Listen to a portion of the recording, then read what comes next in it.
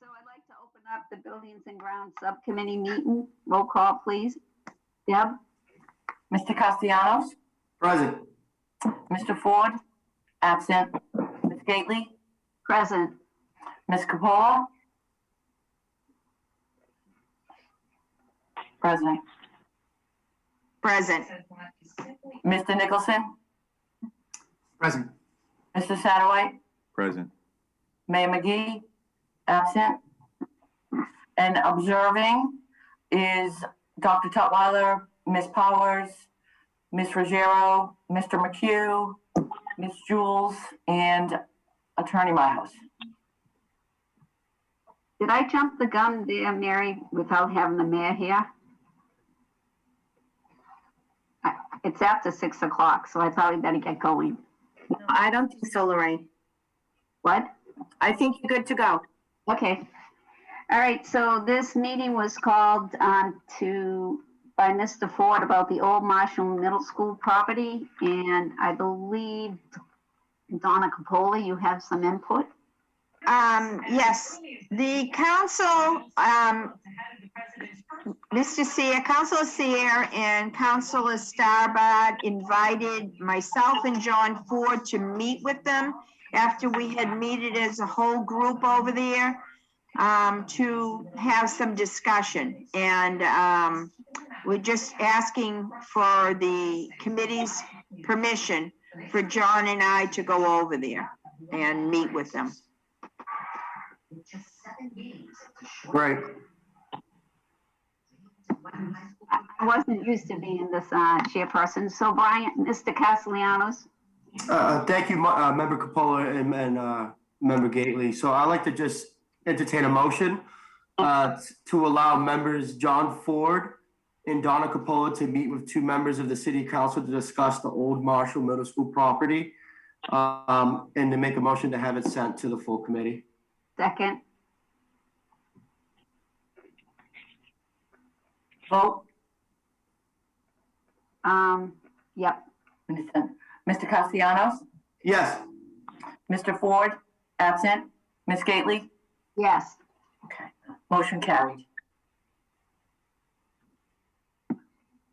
A motion to adjourn. Second. All in favor? Aye. Well, that's that one. Ayes have it.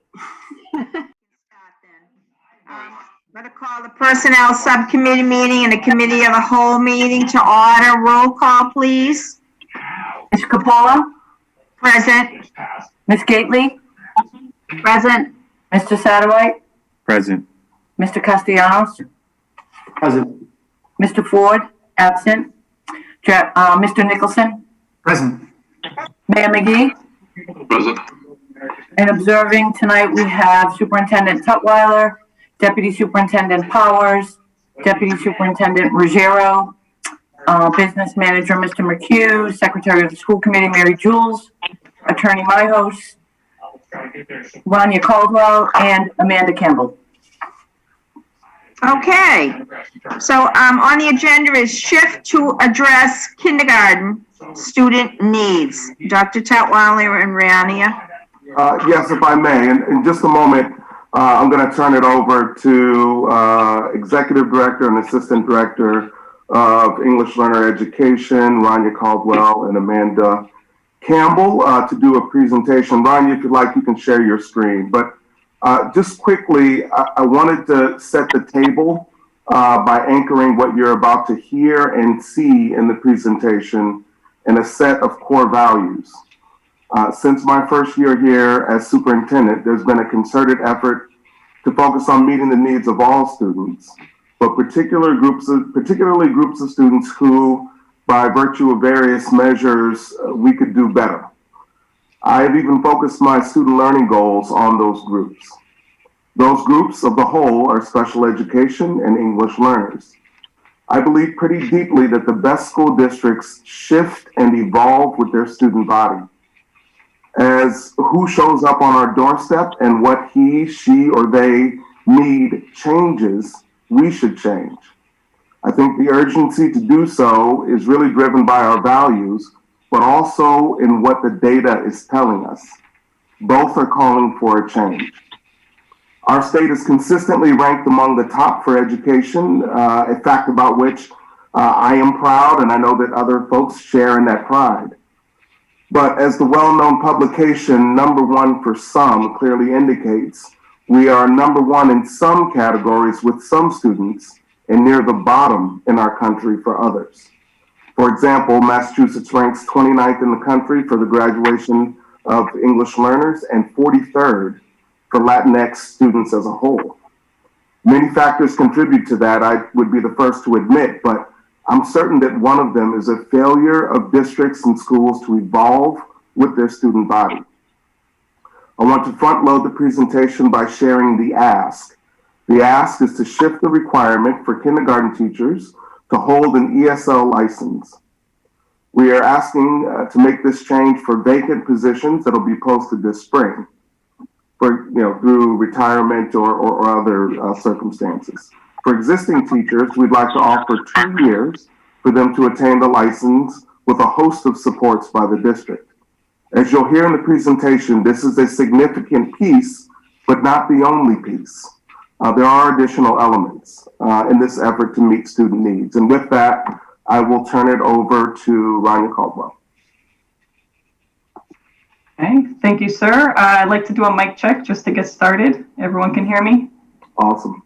All right, I'm in my husband's office, so we're borrowing space here. So good evening, everyone. I'm joined, as Dr. Chetler has said, with Amanda Campbell, an assistant director in our office. And as he mentioned, we'd like to discuss this shift in our kindergarten classrooms to meet the needs of our students. But it is very much also anchored in compliance and our compliance visit that just completed by DESE.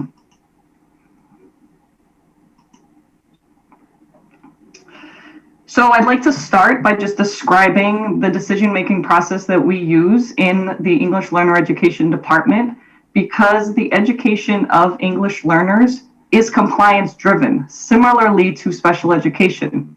Our office always begins its decision-making process anchored in federal and state law. People who work closely with our department know that compliance is not treated like a checklist. Our department recognizes that the historical context of compliance comes from decades of English learners being marginalized in U.S. schools. To us, compliance isn't a checklist or a goal. Compliance is really the floor. It is the baseline for students to have an opportunity for equitable access. Without the floor, our English learners will never have the opportunities in our schools to have the equitable outcomes we strive for. So some of you may know that the Lynn Public Schools just completed their tiered focus monitoring visit by the Department of Education. This included a self-assessment and a virtual on-site visit, reviewing documents and interviewing staff to ensure that we are compliant with federal and state law. With that tiered focus monitoring, districts, if they are found to be non-compliant, must submit a corrective action plan within 1 month of the findings. And then that plan has to be, we have to rectify those findings within 1 year.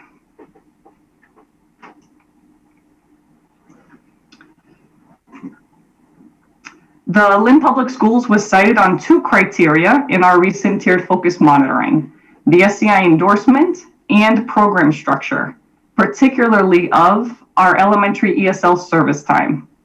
Tonight's presentation focuses on program structure in order to describe the proposed shifts in the elementary ELE model to move towards compliance. Our corrective action plan was submitted and the state reviewed and approved this plan on February 17th. For the next year, the Lynn Public Schools will submit monthly progress reports describing current progress of the implementation of this plan in order to rectify those findings.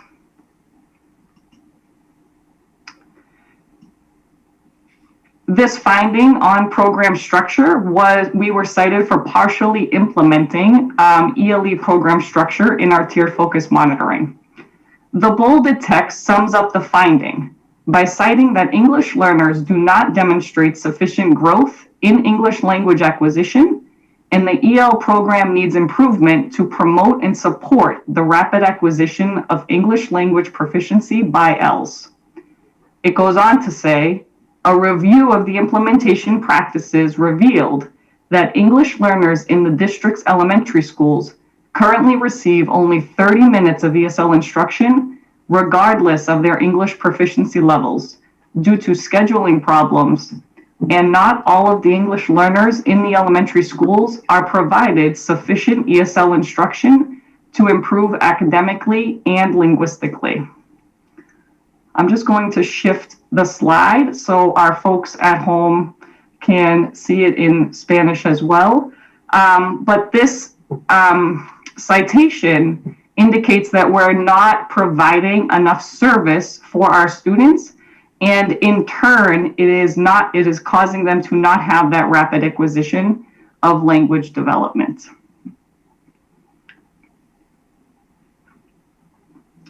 The next piece of our decision-making process focuses on data and analyzing the data that supports our decisions. I'm going to shift.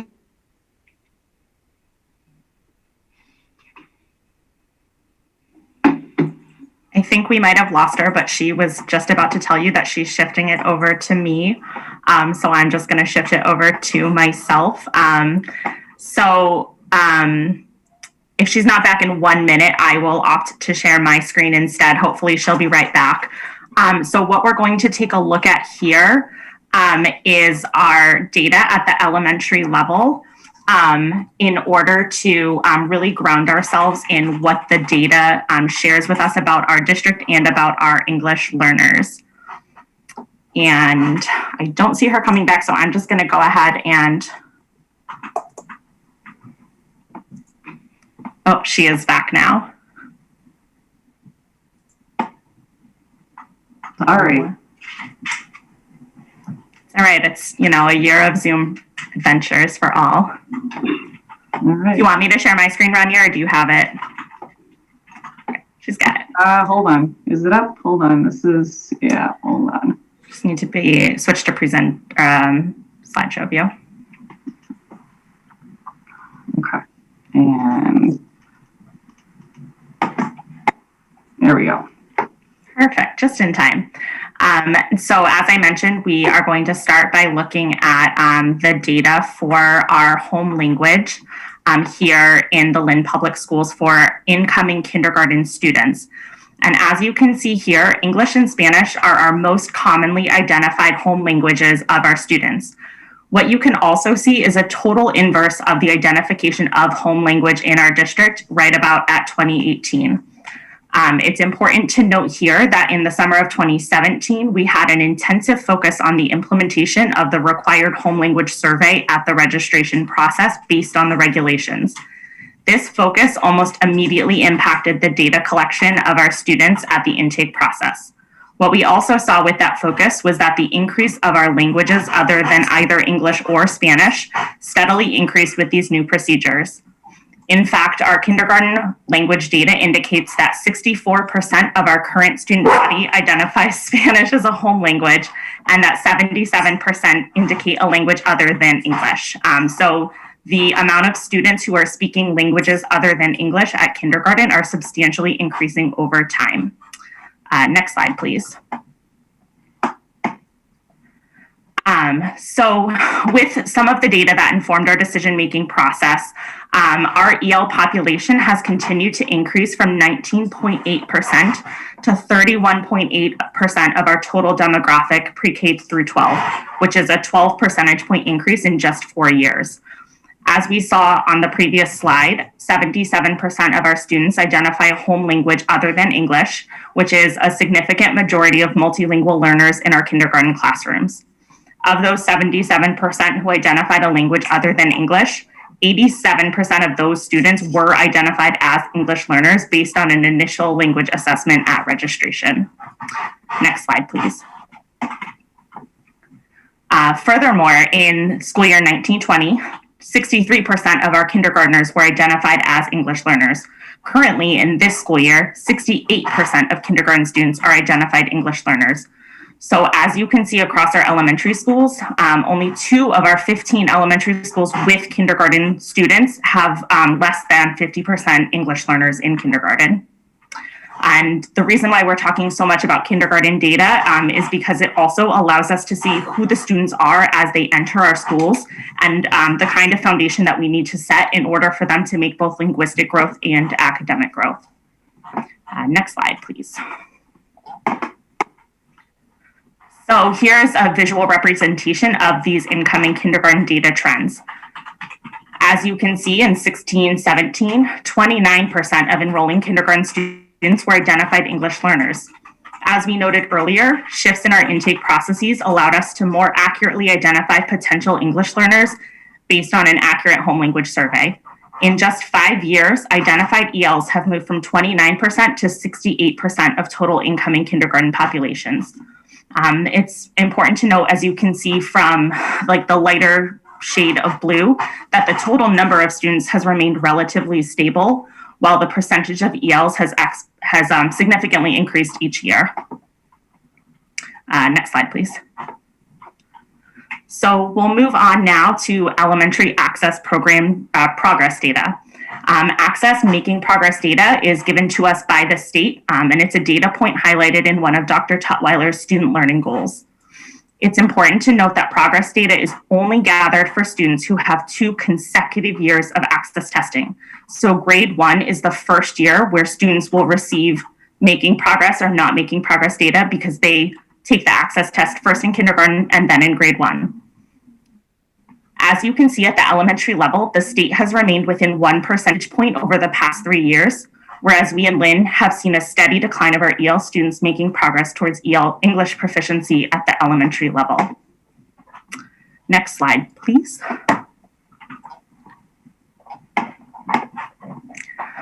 So this is the same making progress data from the previous slide, but next to it, we have the number of identified English learners in our school grades 1 to 5.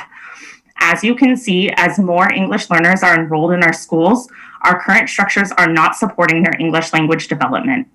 These side-by-side data points highlight that the current elementary model is not providing the supports and services that our students need to be successful. Based on consistent trend lines, we can see an equity gap present for our English learners, and we cannot expect a change in this trend data unless major systems and structures are changed to accelerate the language development of our students. We cannot expect to get different results by doing the same things. And now I'm going to turn it back over to Rania, who will go a little bit deeper into our program structure. Thank you, Amanda. So with those data points, some important kind of language that I want to make sure everyone has a clear understanding of because we hear these terms. So we want to just highlight some information about EL programming in our district. So currently we have 2 approved ELE programs. Dual language, which is just currently in 2 classrooms at Harrington Elementary, and SEI programming, which is in every other classroom that has at least 1 English learner. An SEI program includes 2 components: sheltered content instruction and ESL. Sheltered instruction is by a licensed content teacher with an SEI endorsement that provides supports for students to access the grade level content standards. Teachers are focused on grade level standards in science, mathematics, English language arts, and use strategies like those taught in retail to support English learners in accessing grade level content. But that's just one piece of what is required for English learners in the SEI model. The other piece is ESL instruction, which is given by a licensed ESL teacher who explicitly teaches language development. An ESL teacher does not reteach or simply support the content teacher for English learners. ESL is its own subject area that is required for English learners, just like math and English language arts. By law, English learners are required to have both of these components to equally support academic and linguistic growth.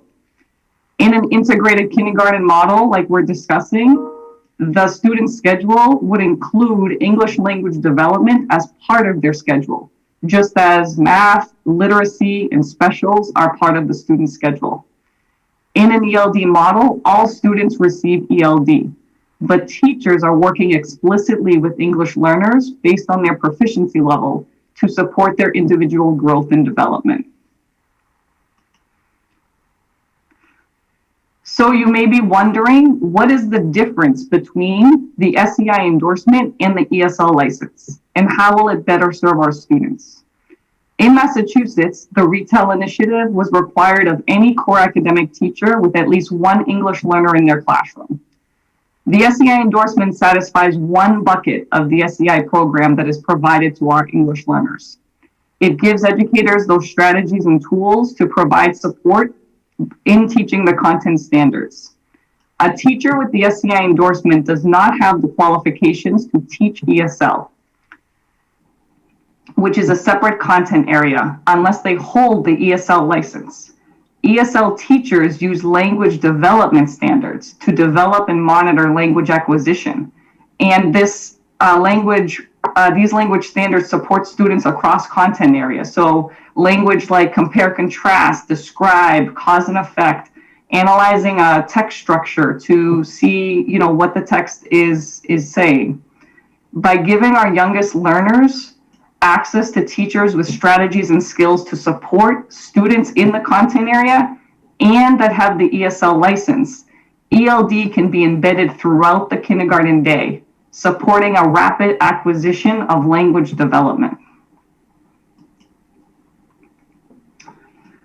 This slide is from the Department of Education, and it highlights the recommended ESL service minutes for students at various proficiency levels.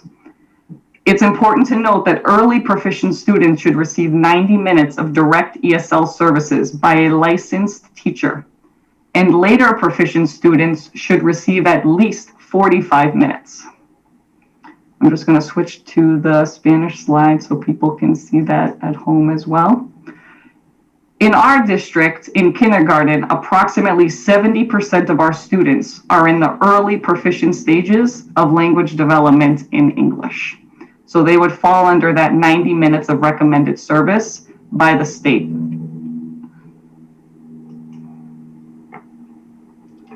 So based on this data, the Department of Education reviewed and approved a plan to address elementary ESL service and the English language acquisition progress of our ELs. Our main focus was, again, not to check the compliance box, but to develop a comprehensive approach to address the systems in order for the model to be sustainable and effective with our student demographic. In our plan to the state, we identified the following steps: to review our current elementary ELE program model. How are our English learners currently receiving ESL services? What are the non-negotiables in the elementary day where we can prioritize K-5 ESL services? How can we reimagine the time in the day? Determine the decision-making process for English learners. We know that not all ELs need the same thing, which currently they are all receiving in the current model. So how do we proactively plan to provide the right services and supports depending on student need? To define ESL services in the blended learning model. We know that school will be different. How are ESL services effectively provided in this model?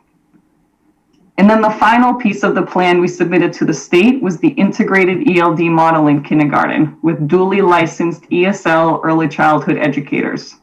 This will set the foundation for our youngest learners who are simultaneously learning language and literacy in our school, and has the largest percentage of English language learners in the Lynn Public Schools.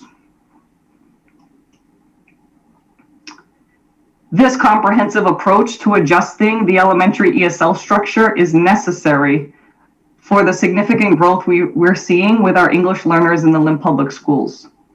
What we have learned is that even with a significant increase in ESL staff each year, most English learners in the elementary grades still only receive between 15 and 30 minutes of ESL service, regardless of their level of proficiency. As we mentioned earlier, the Department of Education recommends between 45 minutes for later proficient ELs and up to 90 minutes for early proficient ELs.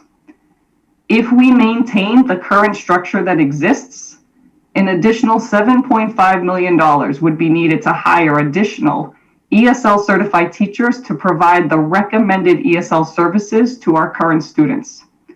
And even with the additional staff, without changing the structure, ESL teachers would still be unable to provide those recommended services. This is why the system of our elementary ELA model needs to be reimagined with the students who are in our schools.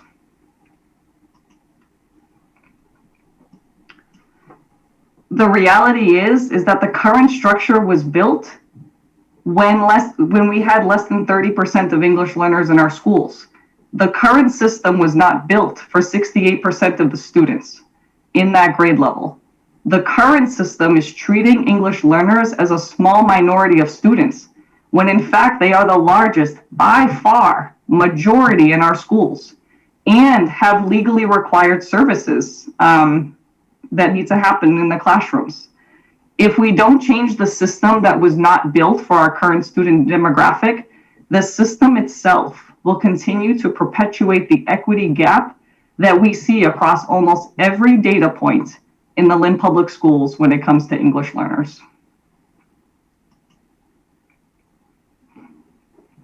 So as we mentioned, the integrated ELD model, what it looks like is that all kindergarten classrooms will be staffed by a duly licensed teacher holding both the ESL and the early childhood licenses. Kindergarten teachers would provide both sheltered content and English language development. This model has many benefits for students in kindergarten, as well as for the overall program structure. For the kindergarten level, where 77% of students are multilingual, it gives all kindergarten students full day access to ESL licensed teacher, creating a classroom environment anchored with a deep knowledge of the best practices for language development. The integrated approach of this model also works to support and promote the rapid acquisition of English proficiency, as noted in the DESE finding, by increasing ESL services throughout the day in a natural, connected way from the classroom teacher. For the overall elementary structure, the integrated model allows current and any additional ESL staff to increase ESL services for students in grades 1 to 5. This is particularly important for early proficient students, new arrivals, and students who are not making progress. And finally, intensive ELD in kindergarten will accelerate language development and vocabulary to allow students to make the adequate progress in English proficiency, limiting the amount of ESL services in future years.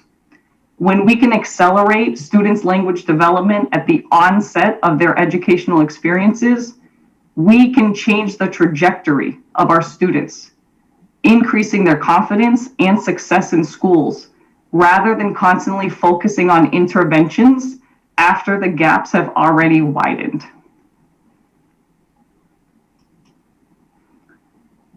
With this shift to an integrated model in kindergarten, we want to make sure that there are adequate supports for teachers to obtain the ESL license. First and foremost, our goal is to fully inform impacted staff of the rationale and timeline towards licensure, while also offering teachers multiple opportunities to exercise their contractual bidding rights. The ELE department is developing an ESL Essentials course to support educators in deepening their knowledge on language acquisition, research, theory, and practical implementation. Teachers will be able to choose a course option that meets their unique needs, ranging from a no PDP option of curated resources that will be available to them, a 15 PDP option, or even a 67.5 PDP option that will take a deep dive into the content of the course in a structured way. The curriculum office has also identified that they will have MTEL vouchers available for staff in this process. And we have the ELE initiative, which has been district-wide for the past 3 years. And those resources are available on Schoology for all LPS educators.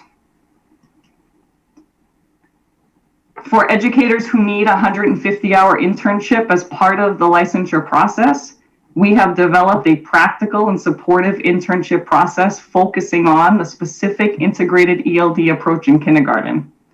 And finally, there will be ELD-focused curriculum maps with professional development, which will be offered to all kindergarten teachers to support in the integrated approach to language development while also developing grade-level skills. And that is it for our presentation. So I will stop the share and we'd be happy to answer any questions people may have. Okay, and just to be clear, what brought us here, it sort of went the horse before the cart, so to speak. This wasn't brought before the committee first, before it got sent out to the DESE for approval. So that's what is bringing us here. So at this point, anybody who has any questions? I can't see across my thing, so I'm just. I have a question. Okay, Michael, yes. Thank you. I have a few questions. Who should I address them to? Dr. Tutwiler? Well, okay. I'll ask them and then you can go from there. So there's just a few questions here. I'd like to know about this 2-year period that was provided for educators with regards to the ESL licensure. What is the existing history on something like this when something changes and teachers have to get a license in a particular area? What has been the history in our district with regards to the time frame that the teachers have to obtain that license?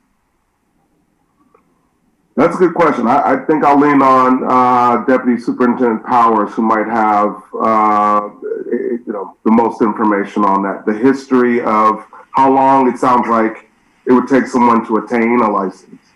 Sounds like that's what the question is. No, the question is if something changes in the government or a regulation changes with regards to when teachers now need a particular license, what has the district's history been with regards to how long they give teachers to obtain that license? We picked 2 years, so I want to know where that came from. Why not 5 years? Why not 7 years? So in my mind, why 2 years? Like, why would you pick that? Had a same or similar situation with pre-K students a few years back, where there was a need for them to also have a complementary special education license. So in that situation, I believe we set a precedent around giving them 2 years to secure that special education license.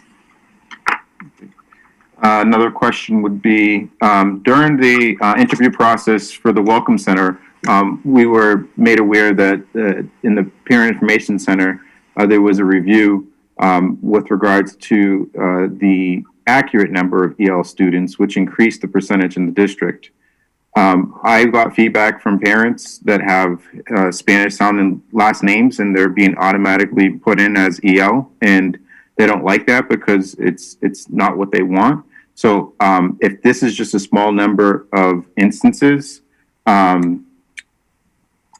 why weren't we accurately identifying ELs before? What was the issue? I actually can't speak to the history of why there was, I can't think of the right sort of descriptor here, but why that was happening there. I think what Rania and Amanda described in their presentation was a pretty substantive correction of those sorts of, mishaps and misidentifications. And what about the parents that just have like a Quintana or Hernandez last name that are automatically being identified as ELs? So I'll speak to that. In that part of the registration process, there is a home language survey that parents complete. It's part of every district's registration process. If a language other than English is identified on that home language survey, that family is it triggers a language assessment. And then our office assesses that student using a normed assessment that is used across the state. So I'm a special education attorney, so I'm familiar with these, when you want to compare certain things, and obviously I have a slight of an understanding of what we're going through with this particular thing. In the past, Dr. Tutwiler or whomever wants to answer this, who did a teacher report a student that they suspected as being an EL but was not registered as such? Rania? Would they? What was the question? Would they recommend that? Who would they go to and say, hey, the student has difficulties, maybe he's an EL or she's an EL? They would come to our office and we would immediately refer to their registration packet to determine if they identified a language other than English. If they did not determine, so if they determined a language other than English, we would have assessed them. If they did not, that's the response on the whole language survey. We do not give language assessments based on someone calling us and saying that, they think that the student needs language assessments. There are other avenues that student would take. What language is the application in for the parent? Is it English? So we have English and Spanish in every one, and then we have a binder of up to 50 languages that the Department of Education provides for translations for, other languages that parents may need or families may need. And just a last thing, and I'll let other people chime in. I just wanted to, I think Chairwoman Coppola, kind of got to this in the beginning, but this whole DESE compliance, it was submitted without our input or even knowledge. So I guess, that's the most trouble to me. I know that there's timeframes and whatnot, but if we knew that this was an ongoing issue, and if we knew during the interviews for the Welcome Center that there was going to be a substantial increase in the number of EL students that are counted, I think that the committee as a whole should know, because I know doing this, brought us, possibly additional dollars, but it also obviously brought us additional overview from DESE as to what's going on. So if we were doing it wrong for a long period of time and we decided to do it right, I think that we should have known about that when it happened, not after we got cited by the Department of DESE. So that's where I stand with regards to that. But thank you for answering the questions. Is there anybody else? Lorraine?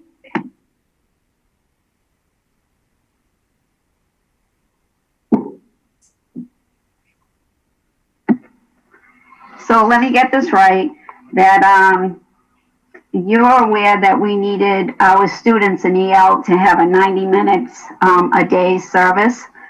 And my question is, like, if every elementary kindergarten teacher got certified in EL and they were servicing 90 minutes of their day, and remind you that we only have half-day kindergartens, how much time is going to the non-ELs? That's my first question. I already looked at the curriculum. I'm not too happy with it because I had a hard time reading what I was given earlier this year. So then the second one is, you want to change every single kindergarten teacher so that they have to have an EL licensure rather than just hire new EL teachers. I mean, Kevin McHugh, if we have to spend $7.5 million to get the amount of teachers we actually need to service our ELs, how many teachers is that? Based on 7.5 million. Yep. And then approximately the average teacher is close to about $75,000. That would be 100 teachers. 100 new teachers. Are we just talking, Ms. Caldwell, about the kindergarten? Or are we talking about K through 12 here? That would be K through 5. What? K through 5. K through 5. So we would need 100 teachers, Kevin. 7.5. I think, with all the money coming in from the district, we should just hire new EL teachers so that they can actually do their job and help the EL students in our district that are dying to have this extra help, along with the expertise of our brilliant, and I'm going to say that because our kindergarten teachers are on this right now, and they have called me and they have let me know how beaten down they are by them having to get recertified when they're experts in kindergarten, and they do a great job. And I'm proud of my kindergarten teachers. And this is like a slap in their face. So let's hire the ELs, Manya. Let's hire them. Let's spend that $7.5 million and hire what we actually need, rather than making all the kindergarten teachers in this district change their certification. I went into teaching to teach science. I got SEI certified, or endorsed, so that my students, all my ELs, could learn science through me, and they did. So I don't know why we have to batter them. I have the actual report. I had to go search in the actual report. The only thing that's said in that actual report is that we need to give more time to our ELs in elementary, and the end of it says right here, it says staff interviews in the relevant SEI endorsement data indicated that most core academic teachers assigned to provide sheltered English instruction to English learners hold the SEI teacher endorsement. They have what they need, but some do not.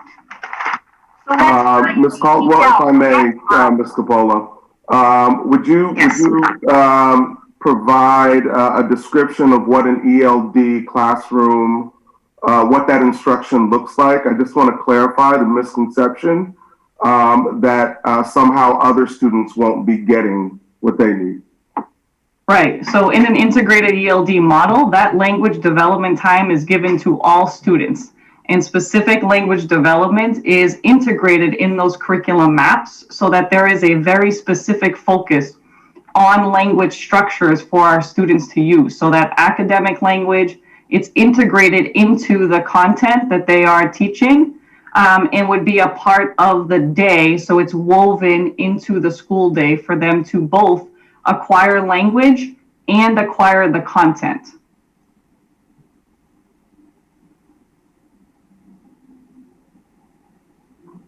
Well, the way it came to us, I am not going to make any recommendation on this. I think Brian Castellanos, you had your hand up before. I did. Thank you, Member Capola. Yeah, so I just want to answer some of the questions that were provided to me through our question and answer box. The first question was, will this requirement be only for kindergarten teachers, or is there a possibility that grade 1 and then 2 will be required to get this license as well? And in addition, we have another question in reference to the time to obtain a licensure. Shouldn't that be determined by the license that is being required? Courses needed to obtain one license could be significantly different from another, no?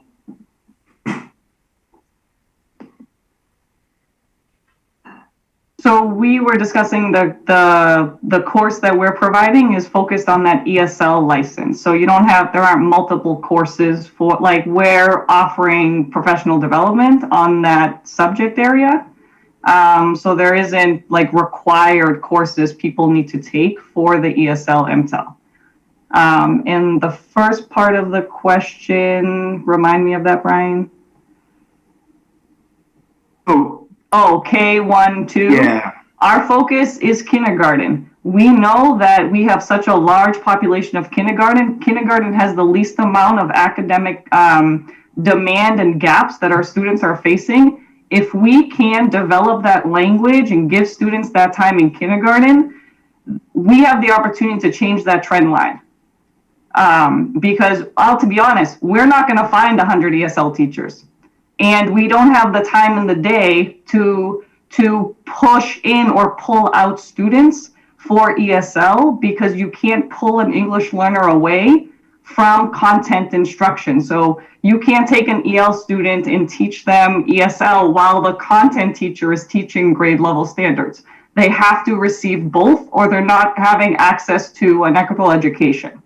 So that has to be. It would be illegal. It would be against the regulations. Yeah. And I would just add, therein lies the thinking behind the model. It's to change the system, not to layer over it additional staffing to perpetuate an issue that already exists. It won't work. And no one on this call, not myself, not the English Learner Education Department, is expressing this or presenting this in a way that is anyway marginalizing the hard work that our kindergarten staff do. A number have reached out to me. I've had conversations with them. I've spoken with Sheila O'Neill. I think people know our values, and I think you know mine. And mine are love the student, the teacher, and the craft of teaching, none more than the other, but in that order. We have a responsibility to the 70% of our students who are English learners whose needs are not currently being met. That's the proposal. And I also say, I've been here for 6 years and never once has any response to a DESE audit been presented at the school committee level. Not one time. So, are we going to cling to our values around meeting student need and change a system that's not built for the students who are currently there? Or are we going to just say, let's just keep that same system and hire, and Ryan's right, we're not going to hire 100 ESL teachers. It's not going to happen. They're not there. It's not realistic. What's proposed is. So my next piece was about compliance, and appreciate that, Dr. Tutwiler. And when we talk about, by law compliance, I kind of think about what are we doing in terms of just maintaining that compliance, and also moving forward with this shift. If we do not move forward with this shift, are we, and I heard, during this presentation that we're not going to be in a sustainable position to remain compliant. Is that what I heard? If we do not move forward? So it seems like, in terms of the process, I need to get some clarification around that. And I'm not sure if we have our compliance officer tonight. I don't know if Attorney Gallo or who would be the one to just reassure that with us and just explain that to us a little bit more. Because I think that's something that I just want to make sure I have that correct. I can speak to it a little bit. So we submitted that plan, and we submit monthly progress reports. If we don't move along in a way that moves us towards compliance, we will remain in corrective action until that compliance indicator is rectified. So you stay there until the state feels like you're making adequate progress towards rectifying that compliance finding. And, I will make one note that one principal said, with ESL staff, we are in a race we can't win, right? With the number of English learners that we have in the school district, we will have more ESL teachers than teachers in school buildings. And that's something for us to think about in terms of what our demographic needs, because they are not progressing. And the state will say, students who are making progress, the first place they look at is ESL service. What are they getting for language development during the day? Not SEI instruction. What are they getting for language development? Because they're not making progress. And if they're not making progress with language, they're not going to make progress in their academic standards as well.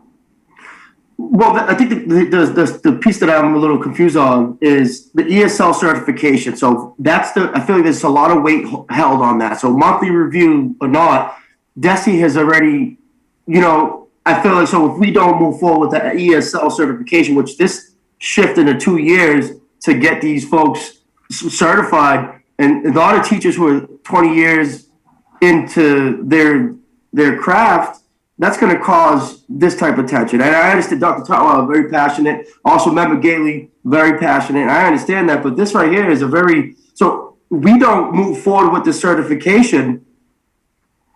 Is that going to be the end all? Like, how do we reconnect with our staff? How do we roll that out in a more fluid way? Because this is just, obviously, it's causing some issues here. May I, Member Capola? Yes, Superintendent. Just quickly, Member Castellanos, I understand what you're saying.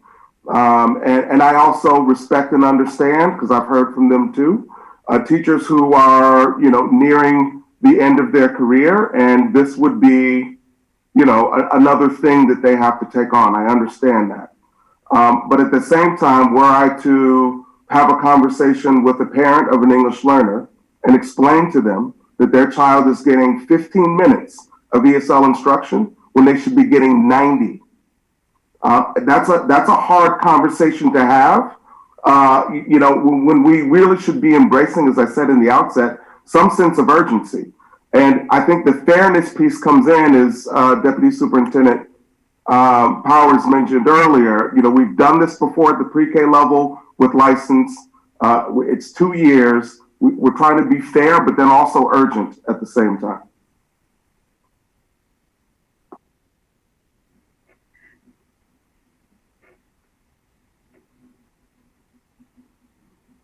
Is there any others that have questions? I have another follow-up. Yes. Yes, Michael. Thank you. Dr. Tutwiler, 2 questions.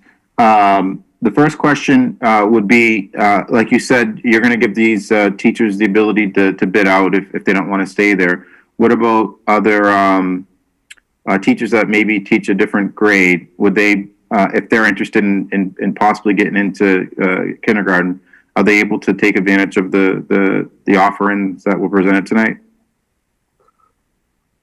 Okay, Absolutely. thank you. Okay, and then the second question I had, so that was a question on the question and answer board here, but the second one was something that I wanted to inquire about. So we have this issue with EL. We've already submitted a plan to DESE for approval. It's already been approved.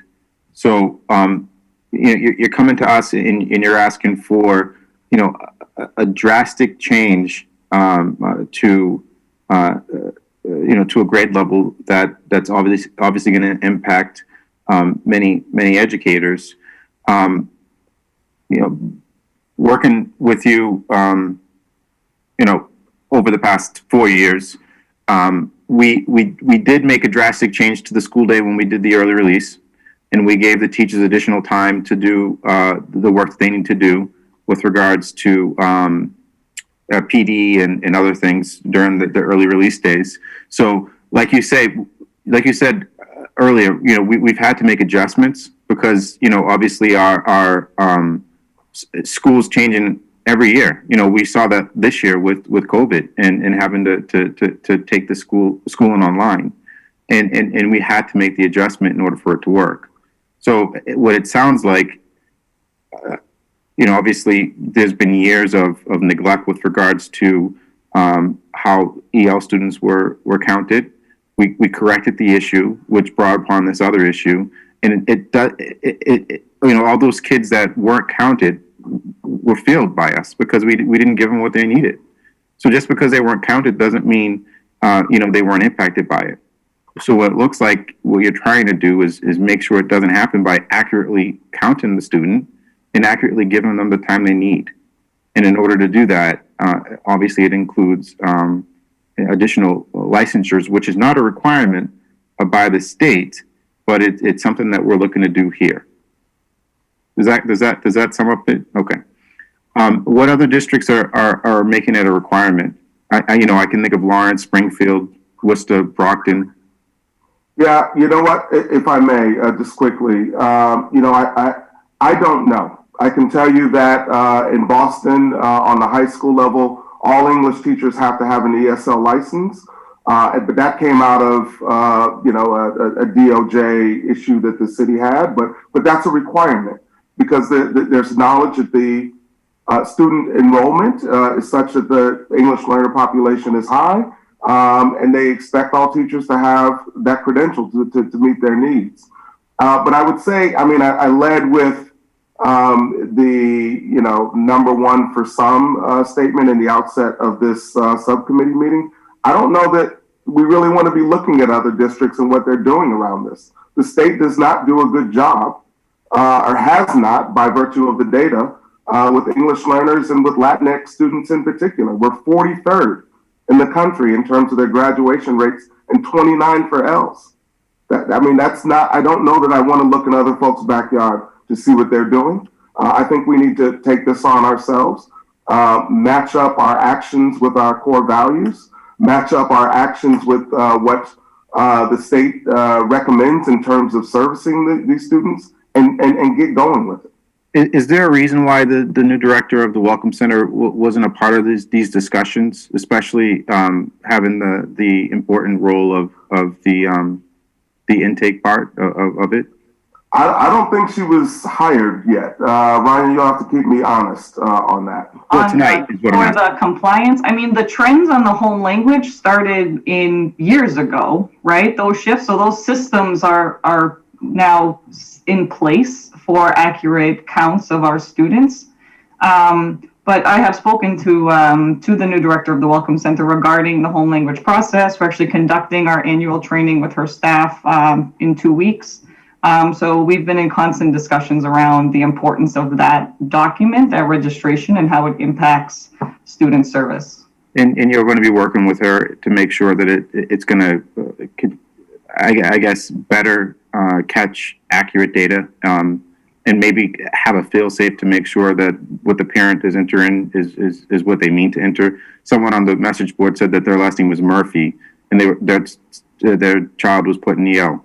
So it's not just the Spanish sounding last names. It looks like it could just be an error. So I think we can't sit here and say the information's accurate if we don't have a secondary thing to make sure that it truly is. We simply go by what the parent indicates on the form. That's what the parent places on the form. It has nothing to do with their name or something they say. It is part of the form packet that families complete when they come into the district.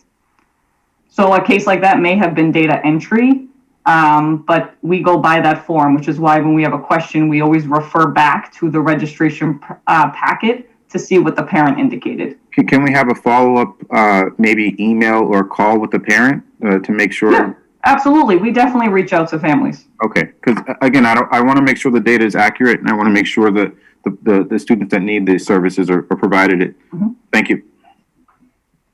Can I just clarify, is that all right, Member Coppola? Thank you. The primary purpose for why we've indicated on the home language survey trends about some of the corrections that we've made in order to be more properly in line with what the regulations and laws call for is because although Lynn has historically had a bit of a demographic shift, we think it's really important to acknowledge and continually identify that, to your point earlier, these are students who have been within our schools for a long time. It's not as though in 2018 we saw a sudden reversal as a result of purely demographic trends. We just think it's really important to always include within it the historical context of both, yes, a demographic trend, but also some updates in terms of our own registration process, as well as an update to the English language screener that's used nationwide, also changed in 2018. So it's not necessarily, although it looks like a complete flip, in reality, it's a combination of demographic shifts and a couple of registration pieces as well. Okay, Ms. Coppola?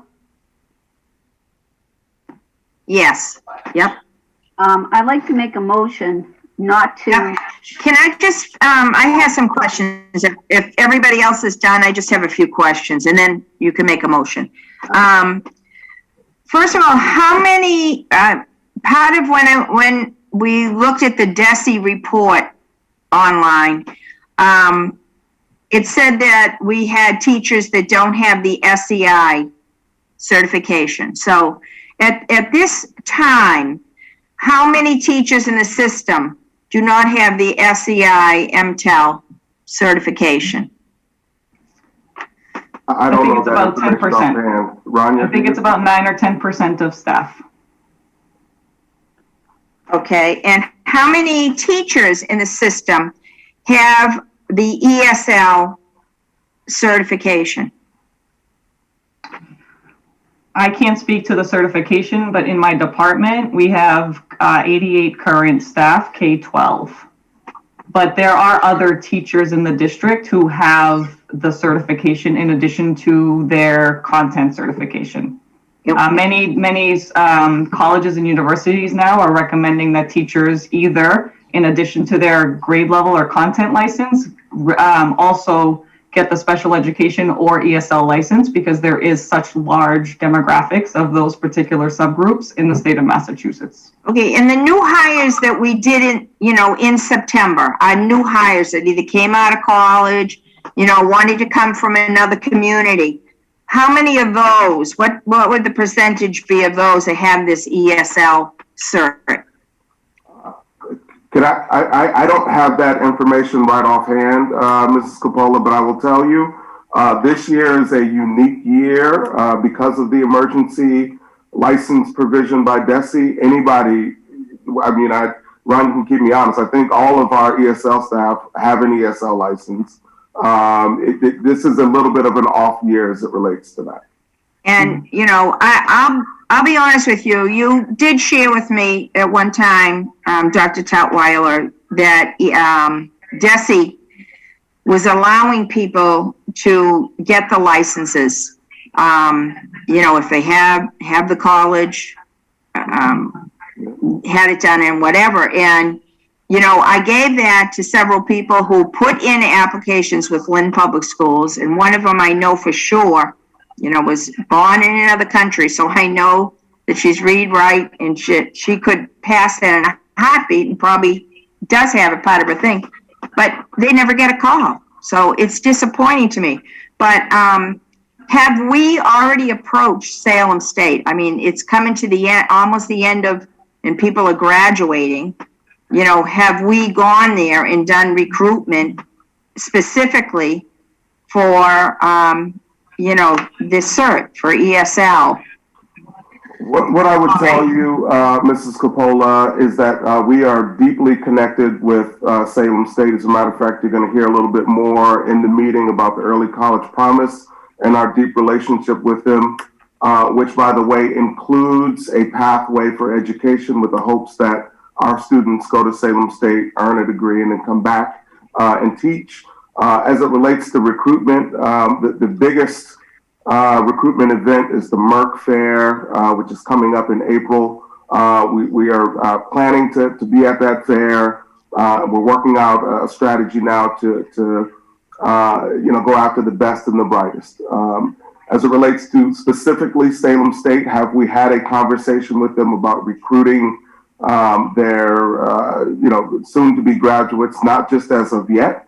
I think our first step, and this is coming up, is to finalize our availability, our positions for next spring based on the early posting, and then we can engage in a more substantive outreach strategy with Salem State. Can I also add, please? Yeah. That typically the ELE department and the special education department are the two departments that have to give the most amount of waivers per year for unlicensed or staff on waivers. And if a teacher is not certified in ESL, those service minutes by that teacher do not count towards service time by compliance.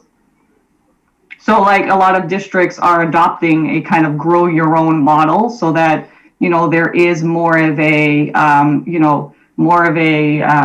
pool of ESL certified teachers. We have a principal who's utilizing some duly certified ESL teachers to give students who need it more services and other grade levels, because those teachers can provide ESL services in small groups in their classrooms. So she's able to maximize more time of other teachers, and those teachers are willing to do that within their classroom setup because they have the license. Okay. And as you're planning the budget, is the kindergarten returning to all-day kindergarten in that budget? Yes. Yeah, the answer is yes to that. Okay. So if we had ESL certified teachers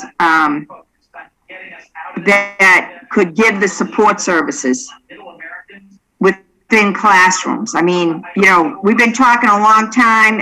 I know the teachers union has talked a long time about team teaching inside classrooms. This sounds like a perfect hand in hand for team teaching.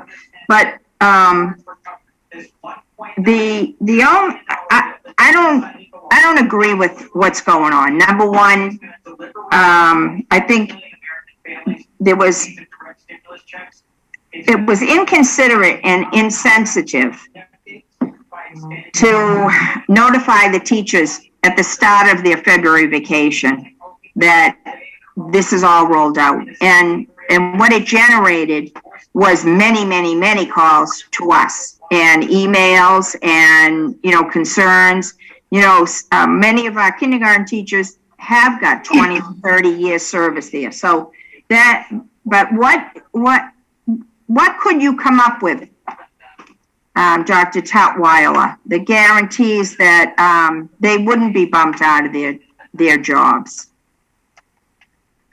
I don't, well, first, let me say, I agree with you that the timing of that notification was insensitive. Yes. I'm not sure that I understand I don't understand the question. Well, there's times when, in jobs, the job is grandfathered. You don't have to do that certification. Have you thought about team teaching?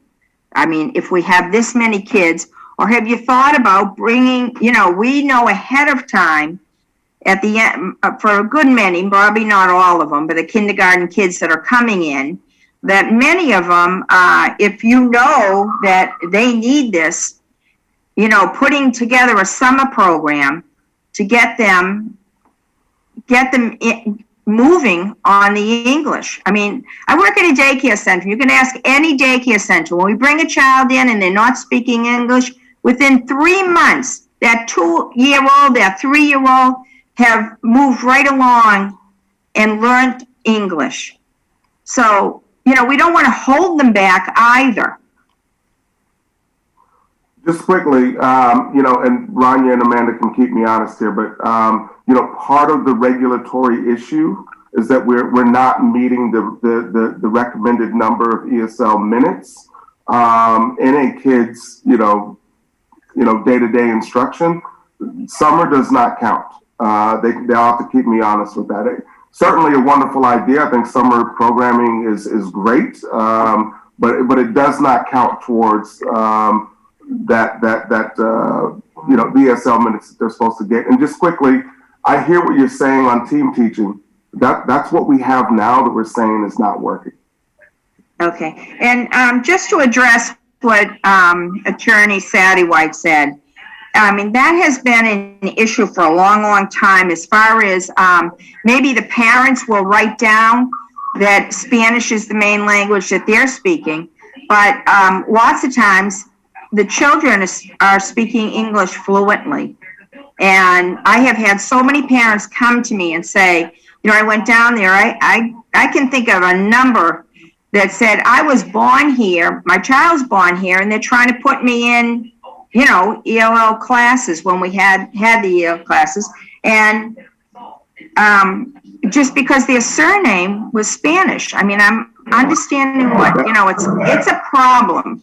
It's a problem. I agree with you 100%. It takes a longer interview than just have somebody fill something out. It really should. Somebody who can really get more information that helps us in a better spot. But, one of our elementary schools, too, I heard from the parent, her child, most of the time, the kindergarten class was in Spanish. Her child only speaks English, and it was a difficult time this year for her child. I'll just say quickly. We have to worry about all of them. Yeah. I'll just say quickly that the notion that someone's last name is going to result in their child being identified as an English learner, that does not happen, right? It's a 2-step process. It's the home language survey and then a language assessment that is done through the English Learner Education Office. I will also say, and Rania and Amanda can certainly chime in here, that if another language is spoken in the home, that will trigger, by rule, by law, that will trigger a language assessment. We are following the law. And I know some folks, like, wait, what are you talking about? This is not, we speak perfect English, but there's another, if a child hears another language being spoken, by law, that triggers a language assessment. Rania or Amanda can keep me honest. Yes, that is completely accurate, because hearing two languages, even if you speak fluently, does, in a student's brain, is acquiring both of those languages, even if they're not speaking those languages. As someone who grew up in a bilingual home, you are hearing both of those languages, so you are still exposed to that language, and your brain is a bilingual brain. And we do a language assessment with those students. It's a one-on-one assessment in kindergarten. Our language assessment specialists conduct the assessment. They speak with families and then determine, based on the results, that student is either an English learner or not an English learner. But it is an assessment that measures if students have the language to be successful without supports. It is a normed assessment by the state that we give. Dr. Tola, I can promise you, I have a cousin that enrolled his son. Quintana is the last name. He called me because his son was enrolled in EL. He speaks English. He went to Lynn. He played football for Lynn Classical. He was the quarterback. He only speaks English. His last name's Quintana. His son's last name is Quintana. They enrolled him. His son only spoke English. So he's like, Michael, what's going on? So I told him who to call. I have complete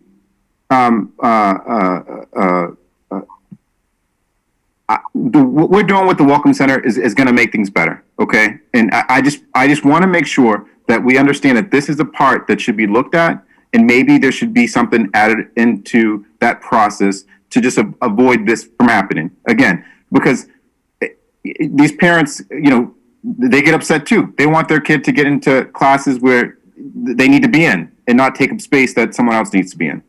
And one other thing, I think that the big point that Member Castellanos, Member Coppola, Member Gately talked about was the issues with our educators. And Chairperson Coppola said something about grandfathering. I think that there needs to be an adjustment in the proposal where if a teacher has taught for so many years that maybe it increases to 5 years to get their licensure. So maybe 15 to 20 years, you give them 5 years to get their licensures. And then teachers from 1 to 14 years, maybe 3 years, and then all the new teachers have to have it or something like that. I think there needs to be some sort of mechanism in place to be fair with regards to the implication of this. I understand if we're given 2 years, we still have issues for those 2 years.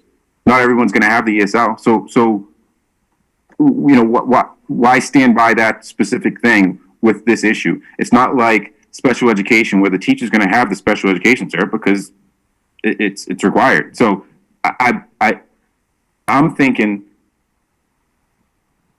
as a special education attorney, as a parent, and then also as someone that can understand their frustrations and whatnot when they're in the end of their career.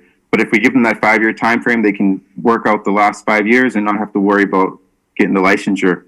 And then those that have less time have to get it within a certain period of time. And then obviously the new teachers. I think that would be. And the students in those classes? I understand that you're going back to that particular thing. But again, we have students in classes. We all should. Of course. That's where the conversation should start. We have a subcommittee that it has to get through to get to the full committee. Mm-hmm. So even if I agree with what you're saying, I'm one of 3. So this is, if I may, because I am noticing the time, and I think that's what you're getting at, Attorney Satterwhite. The power rests with the committee to shape this however they want. I'm not going to come back to you with a different proposal that grandfathers anyone, because I'm not going to look a parent in the eye and tell them your child will not get the requisite ESL minutes because the teacher in this class is nearing his or her retirement. I'm not doing that. If you, but we're going to tell parents they have 2 years. There's going to be a 2-year gap where it's still going to happen. And it's happened. But that's a realistic time frame for people to learn what needs to be learned and to give them an opportunity to take a test. 5 years feels to me like a long time. I will do what the committee wishes to do. Are there any other questions? Donna, I just would like to also mention that kindergarten teachers may all just leave and go to other districts. So As well as other teachers in other grades who see that what is happening in kindergarten is eventually going to grow through grade 5, as well as they may not even apply.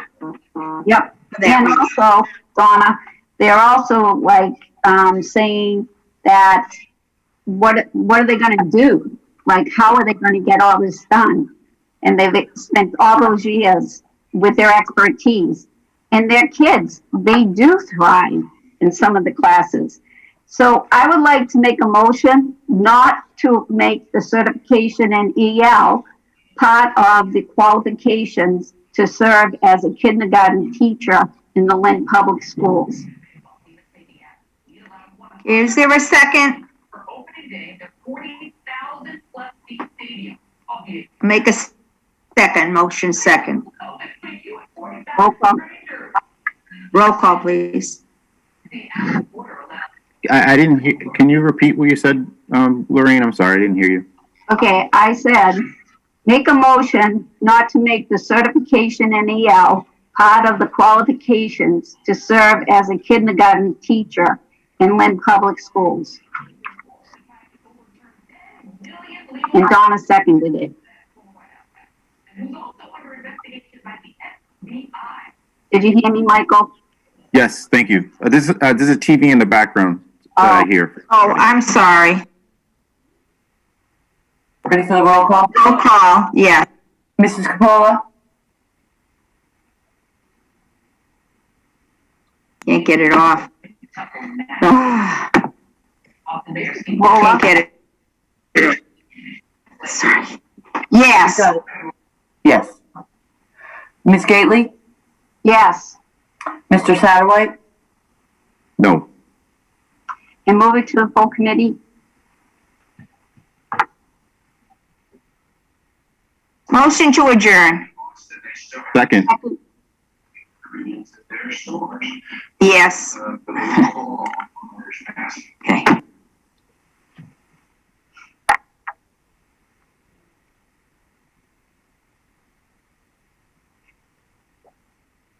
We're now well into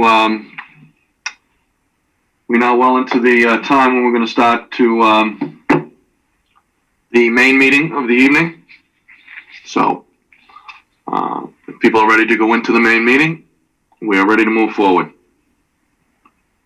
So, again, this is welcome. I want to welcome to the good evening. And what I'd first like to do is confirm attendance of the members that are here, as well as those that are anticipated to be on the agenda and present. Mr. Castellanos?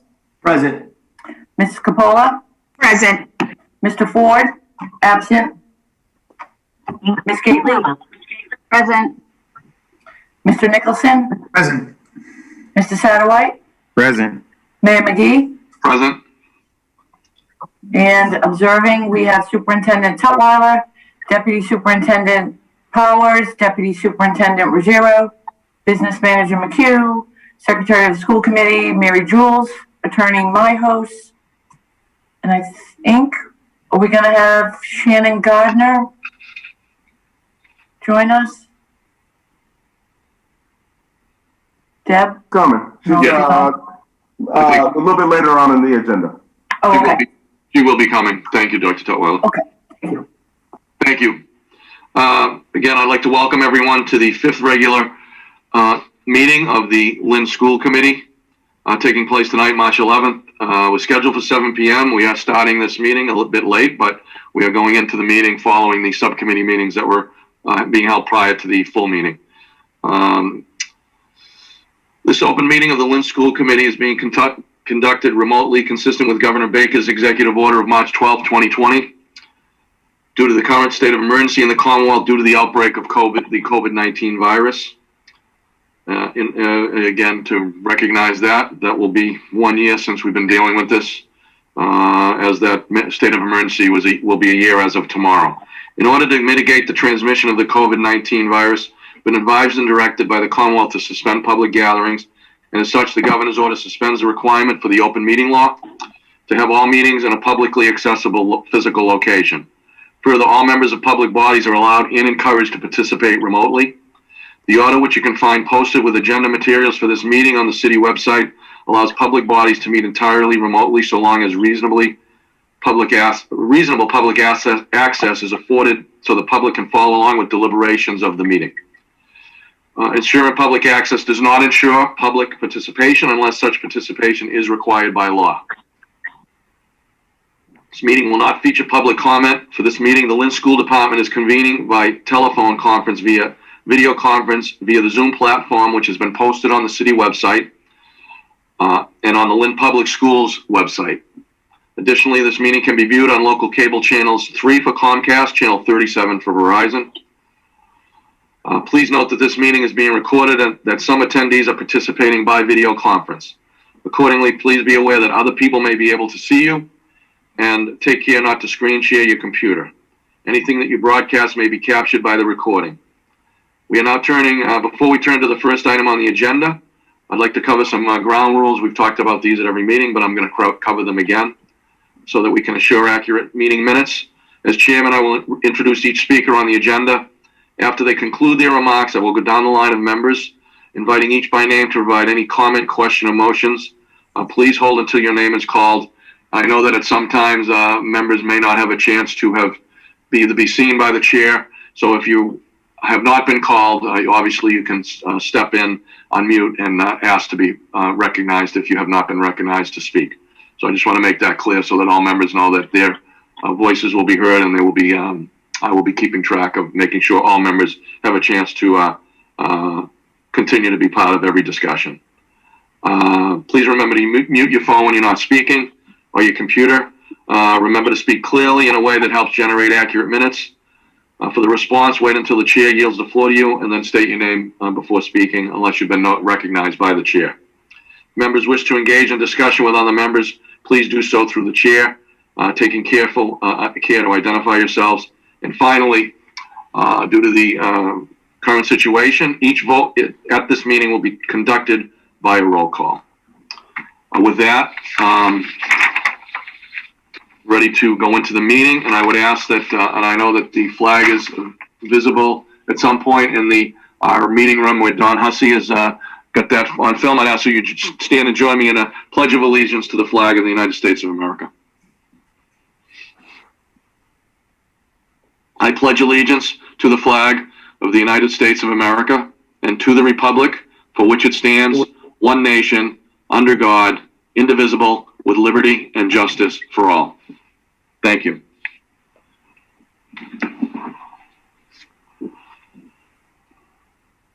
And I just ask you to join me in a moment of silence as well, please. If you stand and join me in a moment of silence in memory of Magda McCormick, a retired bilingual liaison who passed away on February 26th of 2021. Please join me in a moment of silence.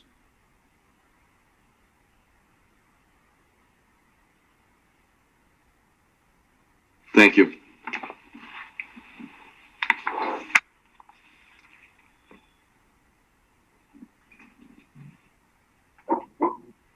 First on the agenda is a list of minutes that we can read and would like to be accepted into the record.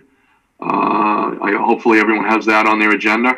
I'm looking for a motion to, I will list the minutes for each meeting, and then I'll be looking for a motion for acceptance. And I'm just going to look to John Myhouse for this, but as long as they're all listed, if one roll call would suffice, John? Will be sufficient, Mayor. Thank you. So the minutes that are on the agenda tonight is the athletic subcommittee meeting on November 12th of 2020, 17th regular meeting on November 12th of 2020. Obviously that was a meeting from last year. The 12th special meeting of last year on November 19th of 2020 with executive session. Policy subcommittee meeting on November 30th of 2020. 13th special meeting on December 3rd of 2020, athletic subcommittee meeting on December 10th of 2020, and the 19th regular meeting on December 10th of 2020. Is there a motion to accept? I make a motion to accept. The motion, is there a second? Second. We have a second? Second. Second. Yes, thank you. Thank you. There is a second. Requires a roll call, please. Mr. Castellanos? Yes. Ms. Capola? Yes. Mr. Ford? Absent. Ms. Gately? You're on mute. Yes. Thank you. Mr. Nicholson? Yes. Mr. Satterwhite? Yes. And Mayor McGee? Yes. Thank you. Next on the agenda is, we're under new business. The first piece on the agenda. There's a request to accept donation of hygiene kits from the Hope and Comfort Charity to Fallon Elementary School. Dr. Tutwiler, do you have information related to that? Yeah, just quickly looking for the committee's support in accepting a donation of the hygiene kits for the deserving young scholars at Fallon. Thank you, Dr. Tutwiler. Is there a motion? I'll make a motion to accept the donation of hygiene kits from Hope and Comfort Charity to Fallon Elementary School. Thank you, Member Gately. There's a second. Mr. Capola, thank you. Roll call required. Mr. Castellanos? Yes. Ms. Capola? Yes. Mr. Ford? Absent. Ms. Gately? Yes. Mr. Nicholson? Yes. Mr. Satterwhite? Yes. And Mayor McGee? Yes. Thank you. Next on the agenda is Early College Promise with Salem State University. It's Dr. Tutwiler is Shannon Gardner. I see Shannon is here. So, Dr. Tutwiler, would you like to start? And I'm sure we'll hear from Shannon as well. Yeah, if I may. Good evening, Shannon. And Shannon, if you could share that PowerPoint. Okay, great. That's coming up. Just quickly, while it might feel like eons ago, on our meeting on December 10th, we were joined by Shannon and Erica Giampietro from Empower Schools to discuss what we believe is an innovative, impactful idea called the Early College Promise. By way of reminder, we discussed the details of the idea. This is a program that would support a fifth year of high school during which students would engage in college courses free of charge to the student. The idea here is that the end goal for the student would be to earn a high school diploma as well as an associate's degree at the close of their fifth year of high school. At the last meeting, we dove deep. We talked about impact, the fact that DESE supports it, and the potential for a Smith Family Foundation support and monetarily in the launch of this program. We're at a point now where we would like to officially seek school committee approval to join a handful of communities similar to Lynn in launching this incredible program. And with that, I'll turn it over to Shannon. So I'm just going to quickly review, and Pat has really said everything here that we went over in the earlier presentation this year, but it's to prepare students for success beyond high school. It's a one-year extension of early college. Students defer their high school diploma for 1 year, and they continue to enjoy the supports from high school while enrolling in full or nearly full schedule of college coursework. It enables them to earn a full associate's degree or 60 transferable credits toward a bachelor's degree. And this is modeled after successful programs in other states such as Michigan, North Carolina, and New York. And it can become financially self-sustaining through Chapter 70 funding. So our grant application was approved. They approved it for a $300,000 implementation grant to pilot the program in SY 21-22. And we're currently working to prepare this pilot pretty intensively with Salem State. We're working on the program parameters, and we're confirming student interest and ultimately signing on our first cohort. So we felt it was a good time to bring this before you. And this is just a little chart to just show you basically how things will, what our goal is to have 36 credits by the end of 13th. So right now we have 12 credits by the end of 12th. The students who will be working with this year haven't had the chance to build up all these credits, so we're building up a program for them that will incorporate a lot of the gen eds that all college freshmen have to take, so that those can transfer into other programs.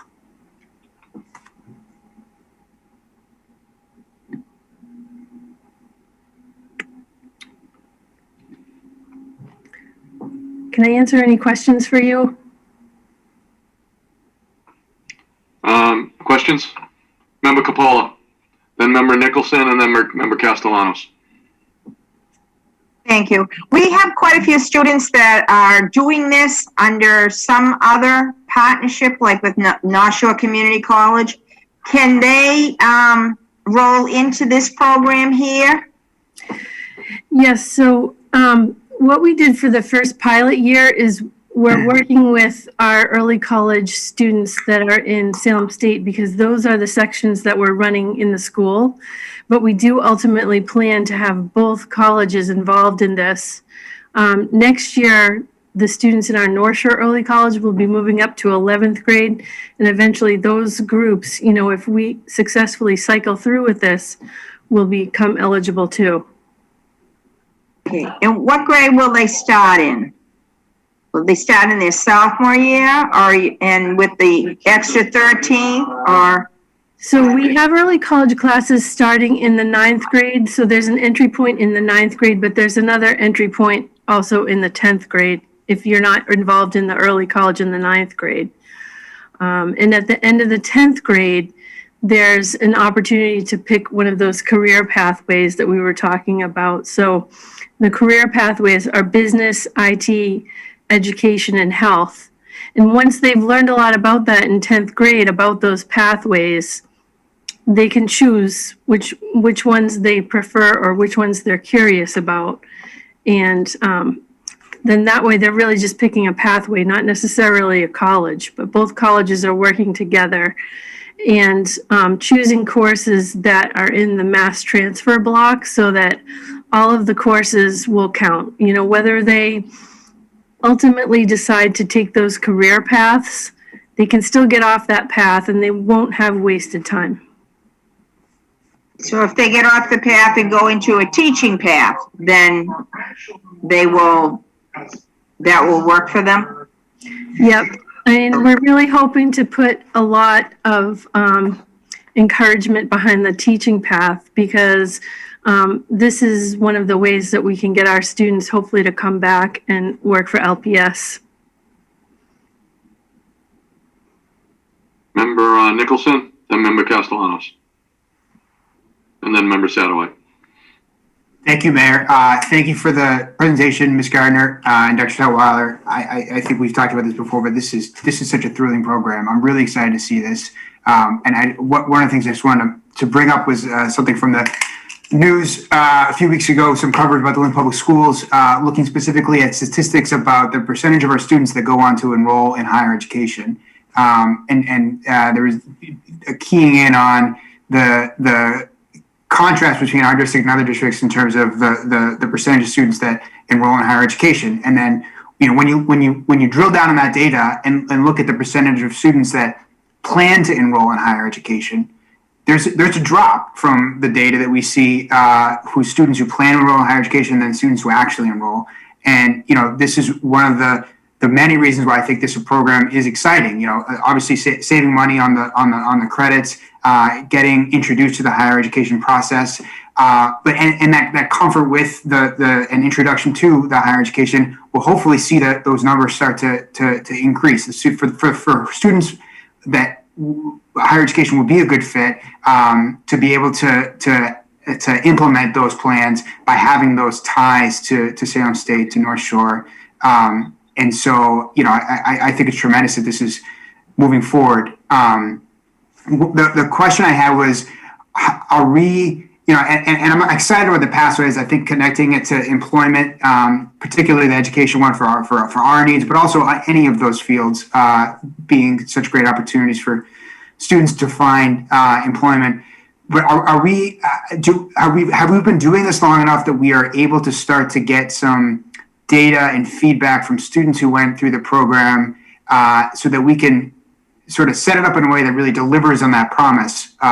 Did they feel prepared for higher education? What would have been helpful as part of the early college offering to make sure that we were, got what they needed to in order to make the most of those credits at whatever higher education they went on to? Is there a way to sort of build that feedback mechanism into this program as we set it up and with the generous support of the Smith Family Foundation? We haven't done that deliberately with early college, and we are in our first class of seniors right now. So I think that is great. That's a great suggestion that we will definitely incorporate. Thank you. Member Castellanos? Thank you so much, Shannon, for your presentation. It's always well executed and very greatly appreciated. It's good to know that the Smith Foundation has been able to provide that pathway for monetary support.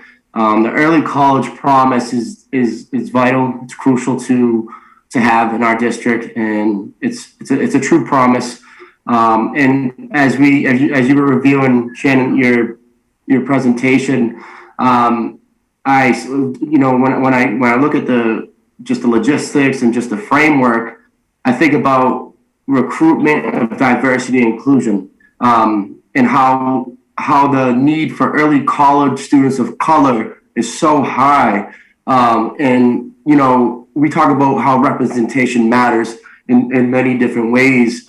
And when I see that the partners involved, I know Salem State and North Shore Community College pretty well.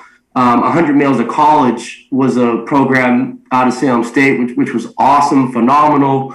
I would like to see that expanded more, expand diversity recruitment initiatives. I know the superintendent, Dr. Tutwiler, you guys have been working very diligently to not just bring awareness to it, to have true planning behind it, and it's very intentional. But I would like to really point that out as I'm hearing the presentation, what we're looking forward in the future, because diversity is very important, and I feel like we have it. We're so rich of our students and our faculty and folks are trying to embrace that and to include these practices and changes. So again, Shannon, I appreciate it. Thank you. Dr. Kowalik, can I just note something?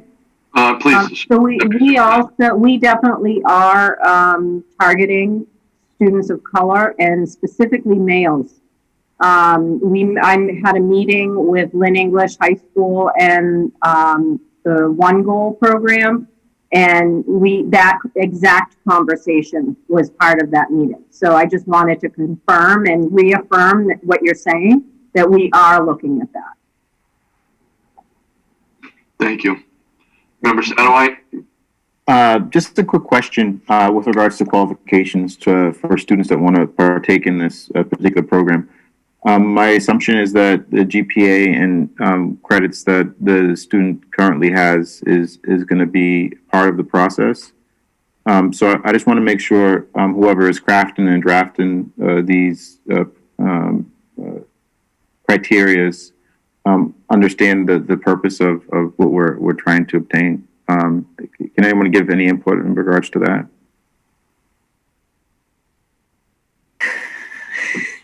So I can say that early college is really intended to provide a pathway for students who don't necessarily see themselves yet on a pathway to college. Students in 8th grade are not involved in tracking really. That happens when you get to high school, and you can look around and you can see some people are involved in advanced coursework, and how do I get involved in that? And this really opens up a big, wider track for a lot more students to be involved in advanced coursework. And so that's the goal, is to hit a group that is not, they're looking for that entry point. And I know, Dr. Tutwiler, I probably sound like a broken record when I talk about transitions and why they're so important. Obviously going to, I can't even remember how many schools I went to. I think it's like 6 or 7 of Lynn public schools. But, each time the transition, it took some time to adjust. I like the fact that this is a period of time that a student still has something that's familiar to them, and something new. And, we've spoken in the past, Ms. Gardner, about the support that they'll receive both in LPS as well as the college that they're going to. So, I like what I'm hearing. It's great. I was one of those students where I took 4 years off. I didn't know I wanted to go to college. So, it's good that we're going to be able to catch some of these kids ahead of time, and it's not just when I first heard about this program, I thought it was going to be for kids that were in AP courses or honors classes, and they just weren't receiving. They were already past what the rest of their peers were learning in school. So just a quicker way for them to get college credits. That might be the path for some students, but I also want to remember the kids that were like me in school. So I just wanted to put that out there with regards to the criteria for the students that may be qualified for it. And obviously you were my teacher, Ms. Gardner, so. Look at you now. So we are really being deliberate about the supports that we provide, and also trying to open up that pathway even wider. I mean, it's always been open to EL students, but we're now being much more deliberate too there about the supports there. So I feel like that's something that we're really intentional about. Perfect. Thank you. Thank you, Shannon. Member Gately?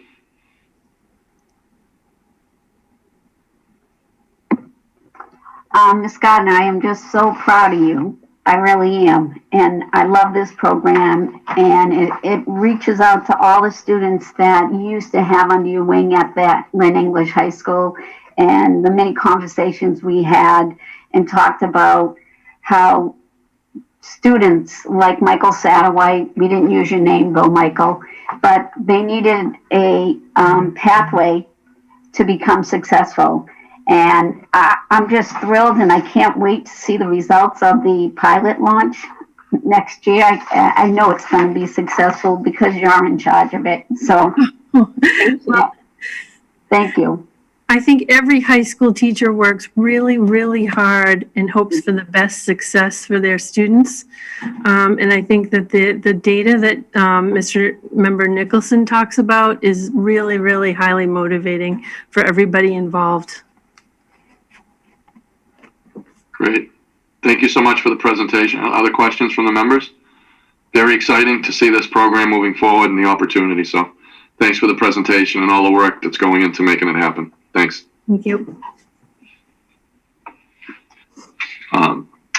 Mayor? Next on the agenda is the timeline proposal for in-learning. Yes, Dr. Tutwiler? I'm eager to do that presentation, but I think this is a programmatic change. Adding the 5th year, I think that requires a vote. Okay. Is there a motion on the floor to accept the proposal? I'll make a motion that we accept the early college promise. That includes the 5th year. Thank you. Second. Number of seconds. Thank you for the realization here that we needed a vote, Dr. Tutwiler. With that, we have more than enough motion and seconds. Roll call is required. Mr. Castellanos? Yes. Ms. Capola? Yes. Mr. Ford? Absent. Ms. Gately? Yes. Mr. Nicholson? Yes. Mr. Satterwhite, Yes. and Mayor McGee. Yes. And now timeline for return, Dr. Tutwiler. Thank you. The adventure continues. Oh. There we go. Oh, no, I can't see it. It's coming. There we go. Okay.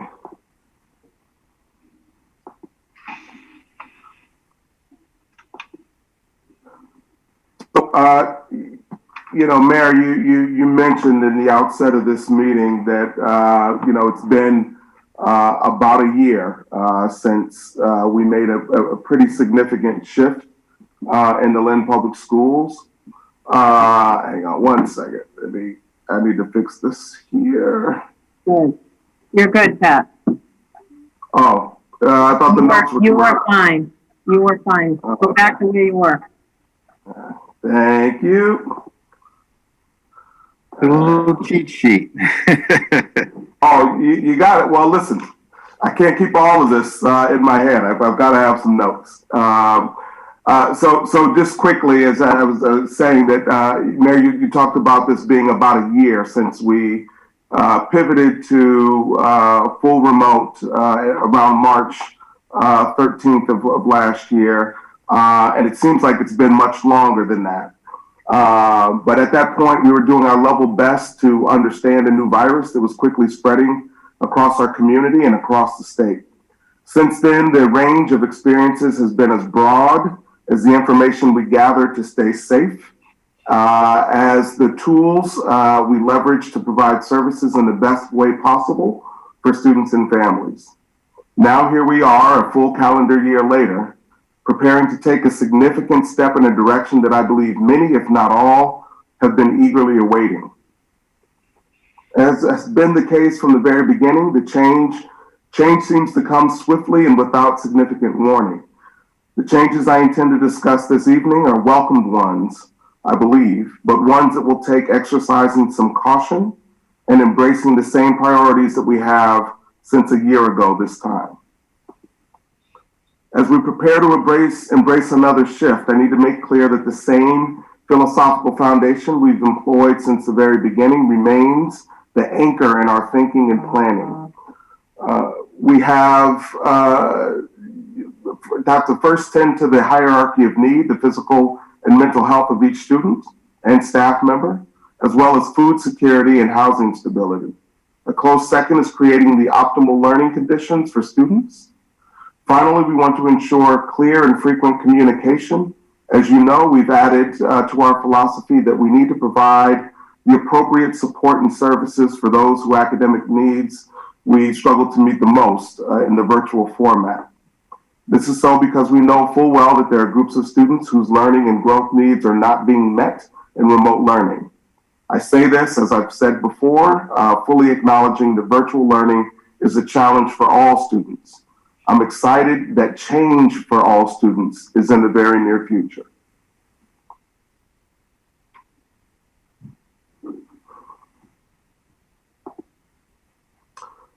In nearly every proposal, I've shared this slide with updated data on positive rates in our community.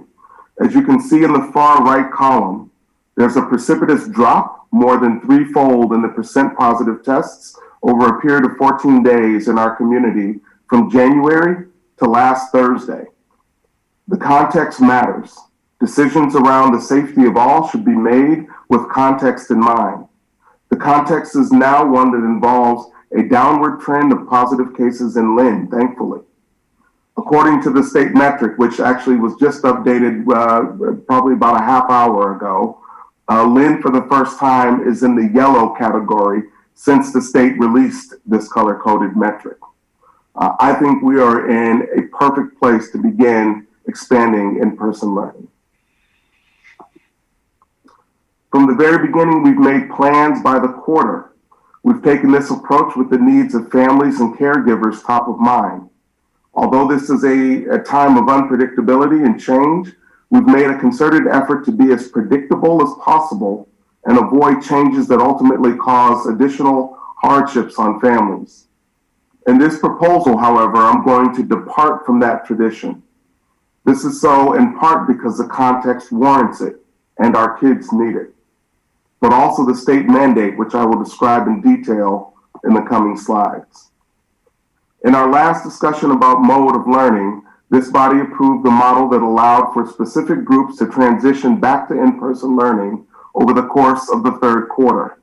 Again, context matters. At that time, which is late January, the context did not signal a safe return for all students. In addition to a return to in-person for specific groups, the proposal, as you see on this slide, called for a reassessment on April 12th. Herein lies a departure from what we have traditionally done with the quarterly planning. The context now warrants a more expedient assessment, not to mention the fact that the state mandate calls for a shift prior to our originally scheduled reassessment date as well. While there was no forewarning, the Commissioner's announcement of a proposal to mandate in-person learning across the state should not come as a surprise. Again, the rapidly declining rates of positive cases across the state, particularly in communities like ours, warrants a reassessment of in-person learning, even in the hardest hit communities. The announcement named elementary school as a priority for in-person learning, with middle and high to follow. The Commissioner also made clear that the option for full remote learning will remain an option for families who so desire, and also named physical distancing as well as other important mitigation strategies as core in the return to full in-person. The announcement was followed by a subsequent vote in favor of the proposal on Friday, March 5th. On Tuesday afternoon of this week, the Department of Elementary and Secondary Education released the specifics of the Commissioner's proposal.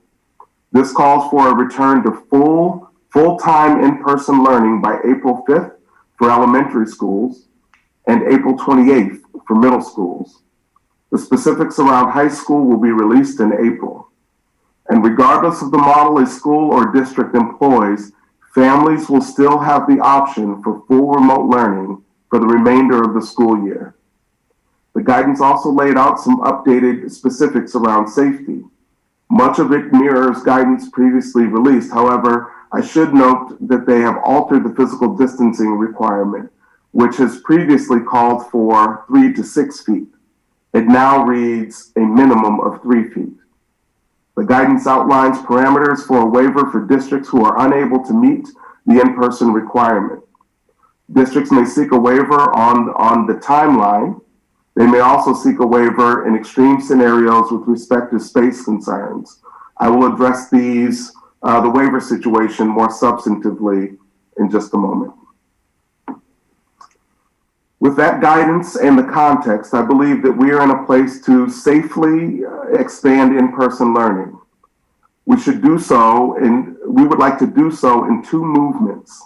First, I'll describe the transition activities in April and the first week of May, during which all Lynn Public School students will be offered an opportunity for in-person experiences. Note the title in the top of this slide. That it reads that it is a return to a hybrid schedule to start. Students will be returning to a hybrid schedule first. I will begin with what is already planned. We are quickly approaching the first day of in-person learning for kindergarten. As you know, that is scheduled on an AM/PM basis. The following Monday, we will shift self-contained special education programs, which are currently attending in an AM/PM model, to a full day model, 4 days per week. We will also begin shop experiences for juniors at Lynn Tech. On April 7th, we will transition grades 1 and 2 back, as well as all students at Fallon Elementary School. April 7th is a Wednesday.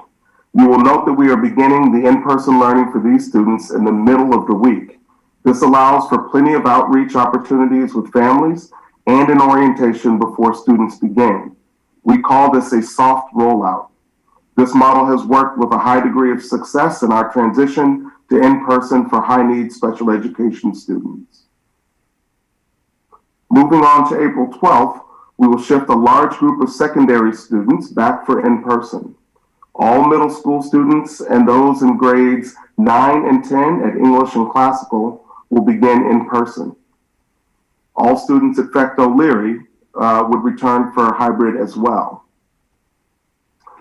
Lynn Tech has a unique schedule, yet during the week of April 12th, all Lynn Tech students will begin their hybrid model for grades 9 through 12. With the invitation of students in grade 3 to 5 on April 14th, we will complete elementary school. Shortly thereafter, shortly after the April vacation, the week of May 3rd, we will add grades 11 and 12, which will complete all grades and programs receiving in-person opportunities in the district. In the February 11th Superintendent's Report, I wrote about the abrupt nature of the closure last spring and the contrast to a return in person. The district plan for return to in-person learning thus far has prioritized a small group of high-need students. Students in kindergarten are the next cohort. Altogether, these groups represent a very small percentage of the total Lynn Public Schools enrollment. That was intentional and context-driven. Given that context, we believe that the movement toward increasing the number of students learning in person should be thoughtful and cautious. Each transition during the month of April will allow us the opportunity to acquaint students with their classroom for the first time this year. It will also be an important opportunity to familiarize students with the safety protocols. While it is not a requirement for in-person learning according to the CDC and state guidance, transitioning students back on this timeline allows additional time for teachers to get vaccinated. These steps together reflect our deep commitment to our foremost priority, the safety of students and staff. I would add here that the Department of Elementary and Secondary Education endorses such an approach. In the initial release of the Commissioner's proposal, he made clear that districts that have been in full remote may take an incremental approach to full in-person. Our approach is incremental, but expeditious at the same time. I fully realize the importance of in-person learning and will move at a pace consistent with that understanding, but also embracing our foremost priority, safety. What I outlined in the first movement is a substantive effort to get students back on campuses across the district in hybrid fashion. In keeping with the regulatory guidance, I would like to shift grades 1 to 5 to 5 days per week beginning May 3rd. On this date, kindergarten would shift to 5 days a week but remain in the AM/PM model. What is proposed here is compliant with the DESE mandate for full in-person. However, it comes at a date later than the mandate identifies. I propose that we seek a waiver to allow the thoughtful, safety-conscious approach that I presented here. A return to full-time at the middle school level is dependent on the number of students who intend to return. We have large enrollments and limited space in our middle school and are not able to accommodate all students on site while embracing the physical distancing requirements, even at 3 feet. We need to first determine how many families are interested in-person before deciding the next step at that level. We await guidance on the high schools as well. Again, safety being our foremost priority, it seemed appropriate to quickly highlight some of the developments in this realm over the past 4 weeks. On February 11th, the release of the CDC guidance for schools and districts. With the release of that guidance, we were provided for the first time specifics on where a community stands on the color-coded metric, the CDC's color-coded metric, and corresponding recommendation for mode of learning. For example, as you can see on this slide, districts that are leveraging the testing protocol, which Lynn is, and are in the yellow category, which Lynn, I believe, still is. I don't know with the latest release of data. We might actually be blue. should be in the learning mode that offers in-person services for all students in K-12. Note that the physical distancing of 6 feet or more to the greatest extent possible at that stage, according to the CDC. Throughout the CDC guidance, there's strong language about adhering to safety strategies. The 5 key strategies, which are outlined on this slide, should ring familiar to most. The CDC urges strict implementation of these 5 strategies if there's going to be in-person learning. The first 2 of the 5 strategies are in bold. The CDC prioritized these 2 strategies as being extremely important for in-person learning. For those receiving in-person services in our schools currently, universal mask wearing is already in place. While the CDC guidance identifies 6 feet of distancing, the state of Massachusetts recommends a minimum of 3. I'll say more about this in just a moment, but I think it's important to highlight this difference. As we continue to expand in-person learning, I want to quickly revisit the safety protocols in place.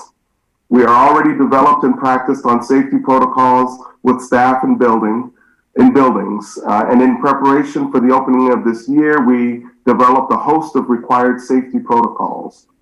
Further, we have plenty of personal protective equipment, have ordered more, and we've met on numerous occasions with inspectional services to plan the details of the cleaning and sanitizing. As you know, we have a rapid test for symptomatic staff or students through the Buy Next Now program. Through the rapid test, we'll be able to determine whether or not a student or an individual who is symptomatic is actually infected, allowing us to more expediently enact our contact tracing protocol. We are finalizing the pool testing program, which will allow us to regularly test students and staff on a voluntary basis. We have conducted air quality tests in all of our buildings, and all of those came back normal. The air flow assessments are complete. Through this analysis, every occupied space was assessed for the rate of fresh air exchange. The vast majority came back at or above standard. In the spaces that did not, inspectional services has deployed a purifier or made repairs to bring that space up to standard. Finally, in hospitals and schools across the state, the nursing shortage is real. We have staffing sufficient to cover each building. However, there's very little wiggle room for the inevitable situations that occur, which could leave a building without. I'm pleased to share that our partners at Lynn Community Health are willing to support us with the nurse staffing in buildings with school-based health clinics for the remainder of the year. This support comes in the form of being the point of first contact in an emergency should the assigned nurse to that building be called away to another building or to another issue within the building. These factors together give us confidence that we are establishing a safe experience for students and staff alike. As we prepare to expand in-person learning, I want to be clear that I respect the family's decision to keep a student home learning remotely. I'm also committed to their learning and needs as I am as committed, to their learning and needs as I am to those who will be reporting in person. Related, I just want to highlight a couple of moves we will make to ensure that at-home learning remains as good as it can possibly be. First, we will continue to provide live instruction for all students who are learning remotely in the same way they've received instruction since September. I agree with the state's belief that live instruction is the most optimal academically, but also emotionally, as there is the opportunity to connect with teachers and other students in real time. We will achieve live instruction for our students at home, as well as meaningful instruction for those on site through a simultaneous model.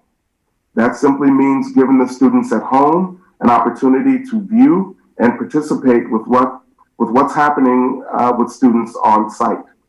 A key element in effectively doing so involves the ability for students at home to hear what is being said.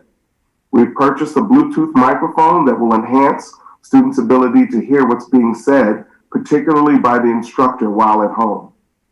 Further, we're in the process of developing foundational tips and strategies for teachers to engage in the simultaneous approach. Quickly here, I want to acknowledge that this is a third thing. By that, I mean an additional skill set that teachers will need to learn in short order in order to ensure that students' needs are met. We've asked a lot of them, as we have of students and families this year, and thus are making every effort to make this as simple and accessible as possible. Finally, we are acutely aware of the complex and varied needs of our adults, students, and families as we move toward a return to in-person learning. The SEL department is working alongside community partners to support the SEL and mental health needs of all of our educators, families, and students. There will be professional learning and support offered during our soft opening to target priority needs and ongoing support and learning as we strive to support the overall well-being of all of our educators, families, and students. In summary, I propose that we continue with the expansion of in-person learning beginning April 1st, achieving all students receiving in-person learning by the week of May 3rd. Families received communication yesterday from me and today from their building principal, and should at this point be in receipt of a quick survey on which they'll indicate their interest in in-person learning. This is the first of 2 surveys. We will solicit their input again once the schedules are finalized, which I suspect will be early next week. Responses will be critical in our planning. Our data collection effort will put us in a good position to solicit the waiver on the timeline for elementary schools. The survey data will also provide critical information as to whether or not we can do a 5-day model at the middle school level. Again, we will wait for the high school guidance before taking next steps beyond the hybrid, which for them again begins on April 12th. I want to make clear that the planning is not beginning. It has been substantively underway for some time. We need to continue to fine-tune these plans in light of the recent guidance to make sure that what we're doing is safe, first and foremost, and aligned with any state or regulatory requirement. I also mentioned previously that we're collecting input from families as I speak on their interest in in-person learning, and we'll use that information to fine-tune our planning. At the middle school level, the information will also be used to determine whether or not we can offer a 5-day model. The second will be administered shortly thereafter. In keeping with our philosophical foundation, communication is key. Families received a memo from me on Monday and a follow-up on information yesterday. Principals are reaching out to their respective school communities with more detailed information. I'm going to host a town hall on Tuesday evening at 6 p.m. where I will do a similar presentation but offer the opportunity for families to ask questions. Quickly, I just want to make clear that there's a lot going on and the pace might feel harried. We're making an effort to balance our communication so as to not overwhelm our families. As I've said often, the extent to which we stay together will only yield a better outcome for our students. Happy to answer any questions you might have.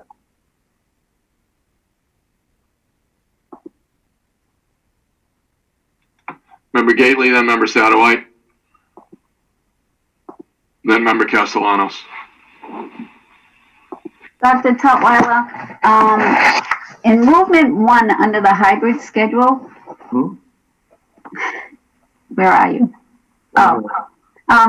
I've been hearing from a parent about hardships that like his wife had to leave, had to sort of take a leave from work to stay home with 3 children, and one's in kindergarten and the other 2 are in elementary. Is there any way that they could go, they're going to be going hybrid on the 14th?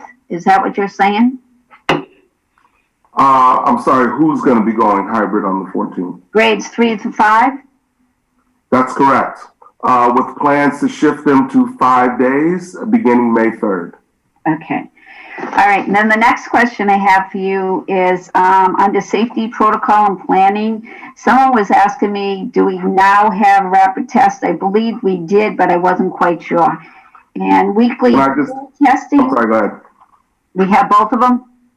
We have and have been using the rapid test. The pool test,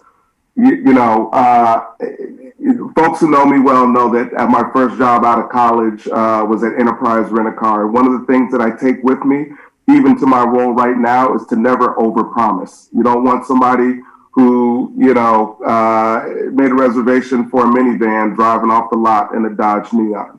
And so in the same way, I feel that the state didn't necessarily embrace that philosophy with the promise of pool testing.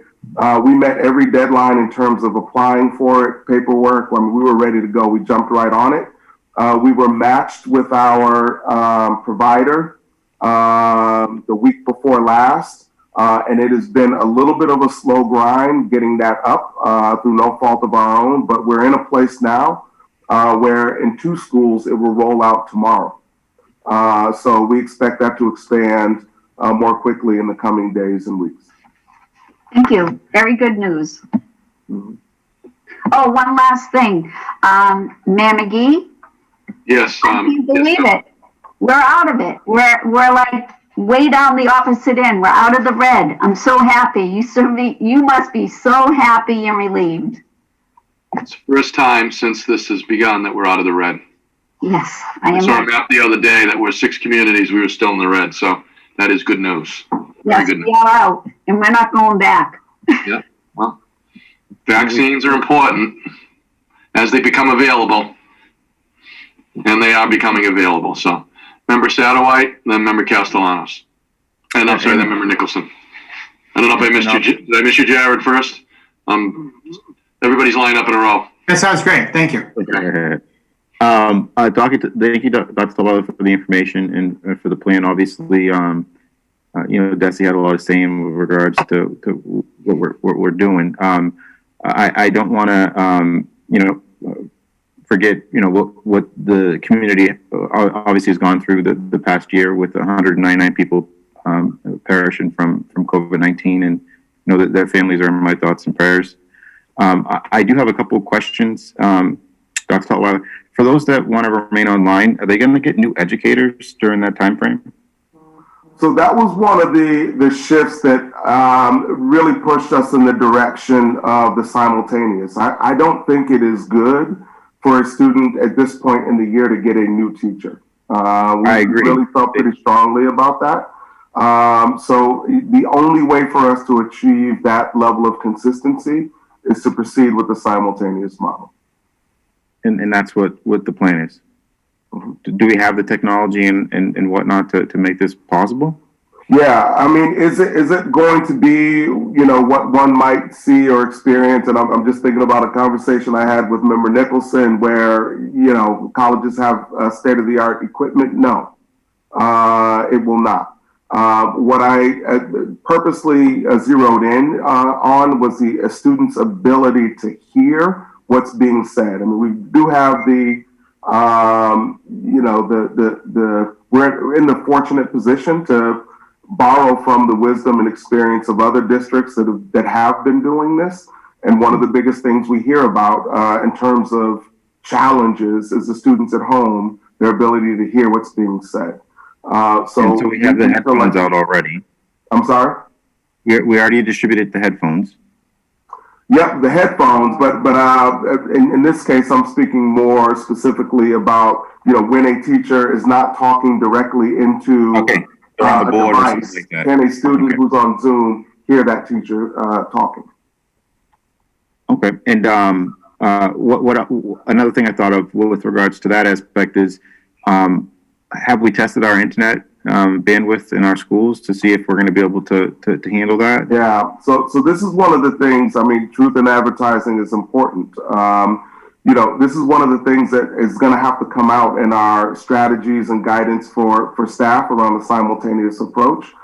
You can only move so far, and you are where you are. And so I will say that if a school had all of its students on site on a high bandwidth activity like Zoom, it's going to have an impact on response times and buffering and things of that nature. And so we're really going to pivot to guiding teachers to, with the students who are in the classroom, not being on Zoom while the instruction is happening, reserving those kinds of activities with students on site on high bandwidth activities like Zoom for small group work and things of that nature. We've got to refine that advice, but it would be a challenge if all students were on high bandwidth programs during the day. And last month, the City Council voted to table the transfer of the $1 million for our ventilation and air quality improvements that we needed. What has been done with regards to the issues with our ventilation and air quality in our buildings? I think I'm still confused as to where we're at on that point. I'm not sending people back to school if the buildings don't have the adequate ventilation or air quality. So I just want reassurance from you with regards to that and whether or not we did what we planned to do. I have three things on that. The first thing I will say is ventilation is important. I will never say in this context that it is not. It's important in any context, but particularly in the midst of a pandemic with an airborne virus. However, I purposely put up the 5 primary mitigation strategies according to CDC, which does not include ventilation. It is not considered a core mitigation strategy in schools. And the DESE's guidance equally does not prioritize ventilation as a core mitigation strategy. I just think that's important to say. Nonetheless, as I mentioned in the presentation, we have taken that seriously. People are concerned. We have taken it seriously. Back in the fall, I think, we all experienced a degree of disappointment around things that we thought were being done in terms of assessment and preparation that were not. So we did it ourselves. We did a full-on air quality assessment, which is complete and came back with normal results across all of our buildings. And then we did a full-on airflow assessment, which is measuring the amount of fresh air exchange that's happening in every occupied space in our district, every classroom, every conference room, every office. For every space that came back as being below standard, we are either providing an air purifier for that space or inspectional services has repaired whatever part of the ventilation that wasn't working to create the requisite fresh air exchange. They've performed that repair. So that work is complete. I got an email from ISD yesterday that 100% of those spaces have been addressed. I think I would not move forward with a plan to put people in harm's way. I think by now, folks, should know, trust and believe that that is not something I will do. We're in a place now where I think we can safely expand in-person learning. And that's based off of the guidelines that are excluding the ventilation that we discussed earlier in the school year. Is correct. And I'm sorry, I said I had 3 things. The school committee in November also voted for a more sustainable solution to the ventilation challenges, particularly in the buildings that do not have mechanical ventilation. You'll recall that we purchased purifiers for spaces in those buildings, and that work is underway to restore that ventilation. It will not be back and working before students return, but the purifiers bring those spaces up to an acceptable standard, and so we're comfortable with the safety there. And that's been in place since late fall. Are lunches going to be provided in each classroom? What's that? So meals, in as much as the Department of Elementary and Secondary Education says 3-foot distancing, a minimum of 3-foot distancing, when a mask comes off for a meal, for example, there's a strict 6-foot distancing requirement. And that for us creates a challenge. I think we need to go back to, what constitutes a full day. Currently, what we have for hours in our hybrid schedule, because you look at take an early elementary school, it's a 5-hour day. There's not breaks and recess and lunch and passing. It's an instructional block. That actually is compliant if we did that 5 days a week with what DESE calls for. The meals, we are planning to do breakfast and snack. Lunch is going to be too much of a challenge for us. We will still do the grab and go at the end of the day. We will feed the students when they get there. We will provide them with snack, but lunch itself is too much of a logistical challenge with the strict 6-foot distancing requirement. Thank you. Member Castellanos.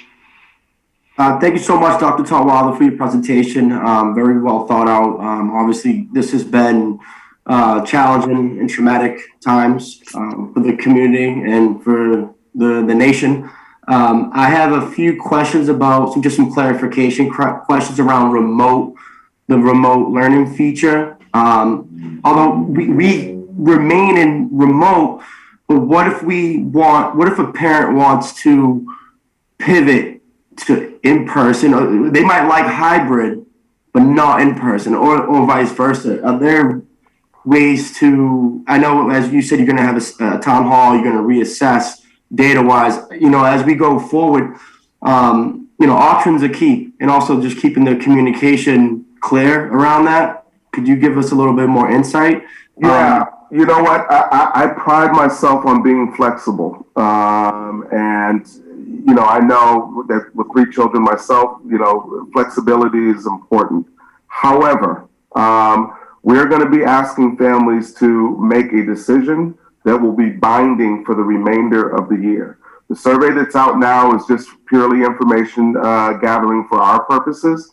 There'll be a town hall and additional communication from building principals to families about specifics. We're going to give families all the information they need to make a decision, but that decision is going to have to stick. I mean, if you think about it, after the week of May 3rd, there's only about 6 or 7 weeks left of the school year.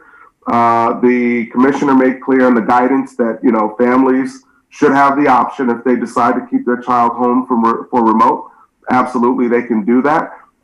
If they start in one learning mode and want to shift to the other, the commissioners said in the guidance that families should expect like 4 to 6 weeks for districts to plan around that. There's just not enough time left, and so we're going to be asking families to make a decision, and that will be the decision for the remainder of the year. And just to kind of clarify, when we look at transportation, that's a large operation. So what does the logistics look like? What is that operation going to look like when we start rolling out transportation? Transportation's already rolled out so the students that we have been providing in-person learning for thus far, beginning in February. The vast majority have transportation on their IEP. Dr. Tutwiler, I mean, just when you look at safety protocols, because if we're going to increase the volume in the buses, I'm thinking about the bus driver, just that, it's just we're trying to mitigate, obviously in respect what we have in place, but that's where I was more focused on. Yeah, no problem. And so, the DESE, and I can't recall the date, but recently updated transportation guidance, which actually makes it a lot more flexible and accommodating in terms of the number of students on buses. There's still a mask requirement. There's still a requirement that windows remain open, but far more flexibility around the number of students who can ride, which puts us in a better place to accommodate those who have transportation in their IEP or otherwise are guaranteed transportation. And my last, thank you, Dr. Tutwiler. My last point is mental health. mental health will put anyone to their knees, and it's been a very, very traumatic experience with a lot of the families and our staff and people. Just the amount of respect I have for what you guys are doing and just the plan and this has been a real pivot for us as a district to get released information from DESE at that point in time. It's very, very, it's difficult to pivot, but I want to just point out to the parents, the families, everyone involved in this city, from the mayor's operation, we have to come together. We have to collaborate. We have to stick together as a community. We need to do this together. Through the Facebook connections that I've made through this whole entire year, I've met so many constituents on both sides of the ball, and I hold myself accountable at all levels. And one of the biggest themes that I've noticed is the mental health. I've been on the ground running, and mental health is a real concern. And to get back into this routine is vital. It's something that I know Member Gately pointed to. Like, there's a lot of hope, but we have to proceed cautiously and have those checks and balances, and to make sure that we are being thoughtful in prioritizing safety for staff, for the parents, and also the students involved with all of this. And mental health is something very important to me. And I think you guys are doing a great job. I understand the SEL needs and the social workers, the team that you have in place. There's going to be more. The community partners are going to be, everyone's going to be on overtime, but I just want to just put that out there to the world, to the 235 people watching, that we have to stick together. We have to stick together. We need to stick together. This is not easy. Member Nicholson?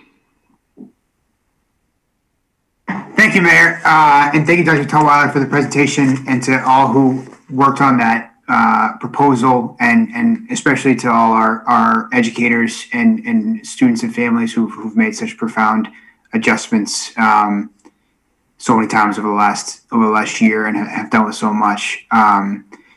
So my first question I had was about the technology. You know, I'm glad that we are preparing for that and going to be doing our best to address it. What do we anticipate being the costs of the technology that we need, and how do we feel about the availability of those resources?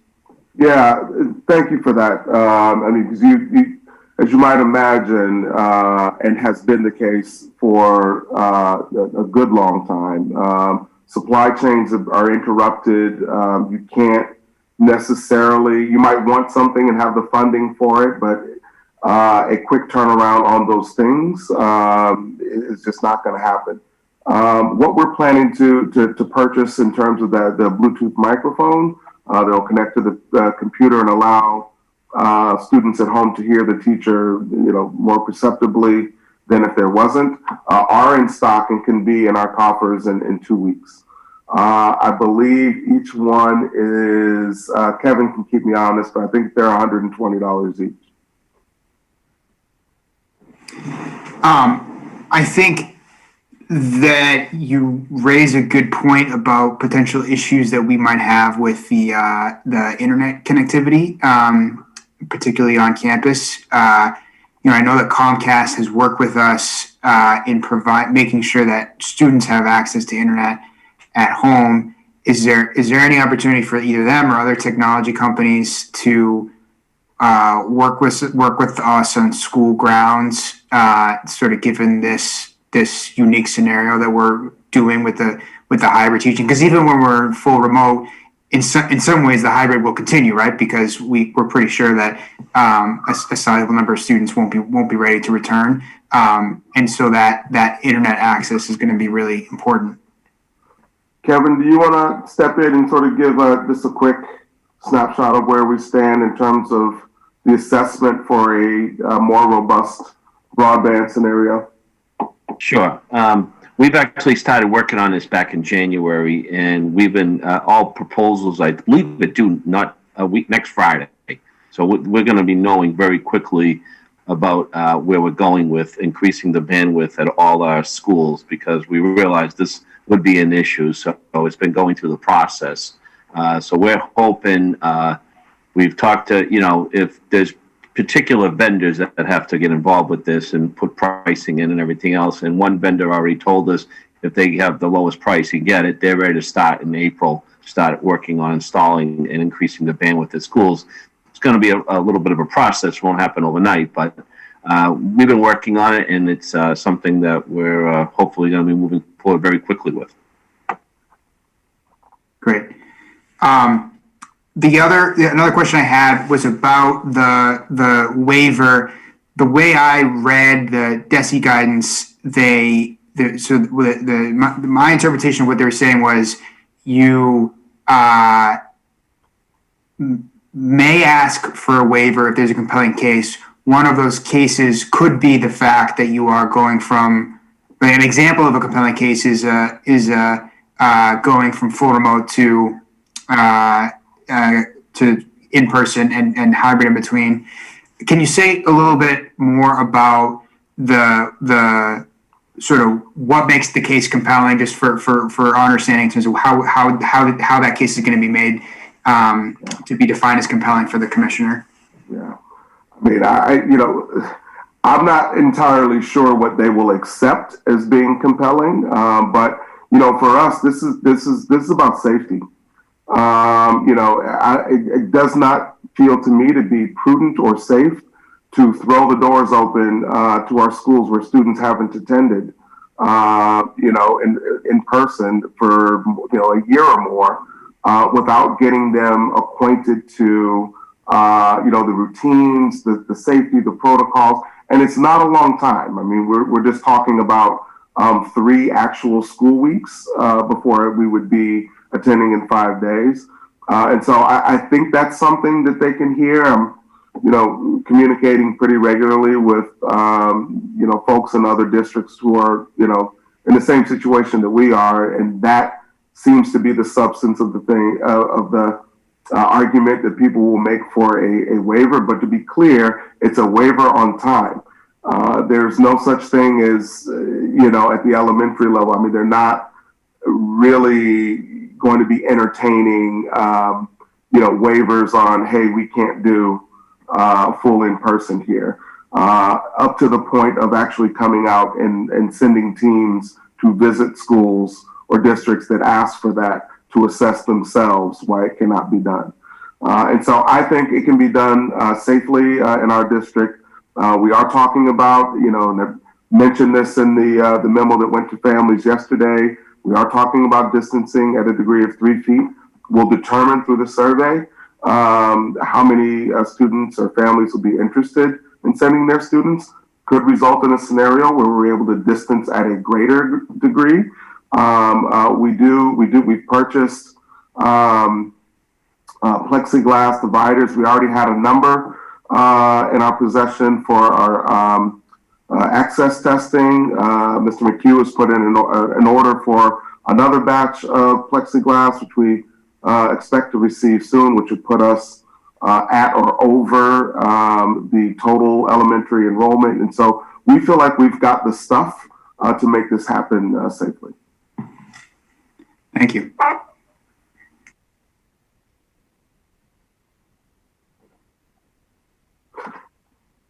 Mr. Mayor, questions? These conversations since last summer have typically, been toward a vote. I make a proposal and the committee votes. There was language in the guidance that made clear that this does not call for a school committee vote. I just wanted to put that out there. I mean, certainly if you want to vote in support of what I'm proposing, you may, but this is regulatory. I mean, this is a mandate from DESE to proceed in this direction. Mandate aside, we think the context is appropriate, and we think we can do it safely. Just to follow up on one point, if there is a request for a waiver, which you've talked about, reflective of both the data coming back to students that were coming in and the ability to do 3 feet or more, which could be a problem in the upper grades, I think that does require a vote for us to to vote to support a waiver proposal on a number of issues that may, as the data comes in, reflect a challenge for us to meet the safety requirements in terms of the plan. So, you know, so I think, so I would suggest that that's appropriate for us to, I would be in favor of taking that vote to ensure that we have an opportunity to allow the superintendent to move forward on waivers, and they will be coming out if there is an issue.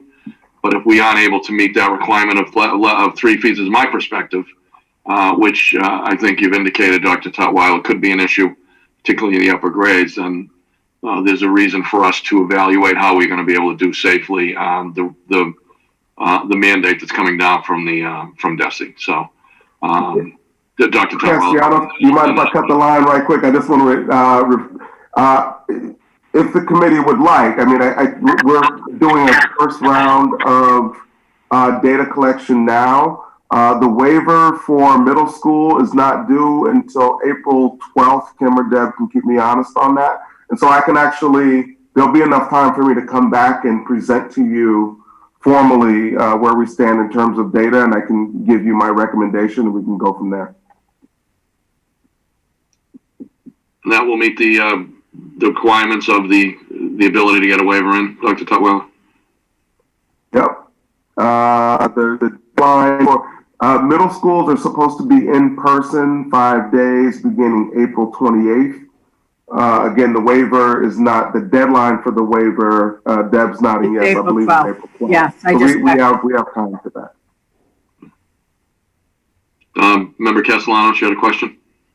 So Dr. Tutwiler, you're gonna have this PowerPoint available, correct, on the website? You're gonna share it, like folks, so folks can dive deeper into it. Also, with the timelines, so the ones that you propose, and those are concrete timelines that we're looking. So if parents want to start the plan, or if that's something that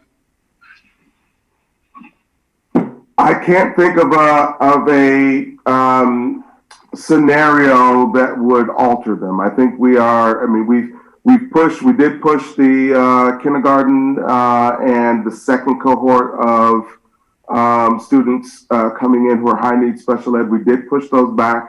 I think we are pretty practiced now at the processes related to rolling out in person.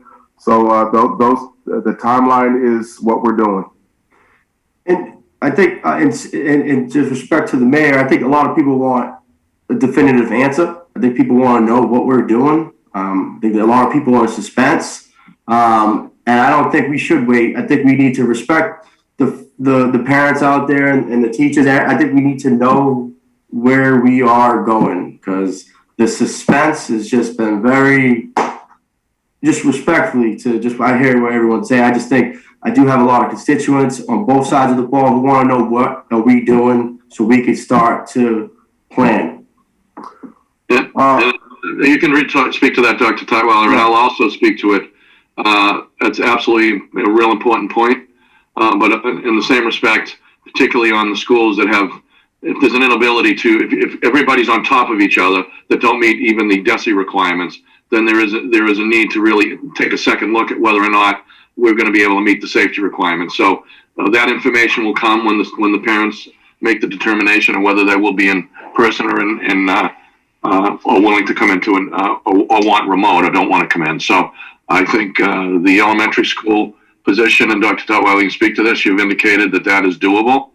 The question will then become, as the data comes in, whether or not we're going to be able to comply with the minimum requirements of 3 feet. So that, you can't make that determination tonight, but that will be something that will be made well before the deadline that the middle school will be going. Is that correct, Dr. Tutwiler? That is correct. And what I would say, particularly for middle school, for a parent of a middle school child, is that your child will begin, if you're looking for something concrete, what I can tell you concretely is your child will begin in hybrid mode beginning April 12th. And if the data, and I won't belabor this, I mean, as soon as we have data, we can make decisions quickly. This is not going to be weeks of thinking about it. It's, let's look at the data. principals last summer did Lions work, did crazy work around assessing their buildings and the extent to which they could accommodate students safely. Once we have a sense for how many families are interested in coming back, we can move pretty quickly in terms of making a decision as to whether or not we can do five days full in person. The first survey closes on Monday. We're going to provide some additional information for families. I mean, that will be helpful in and of itself.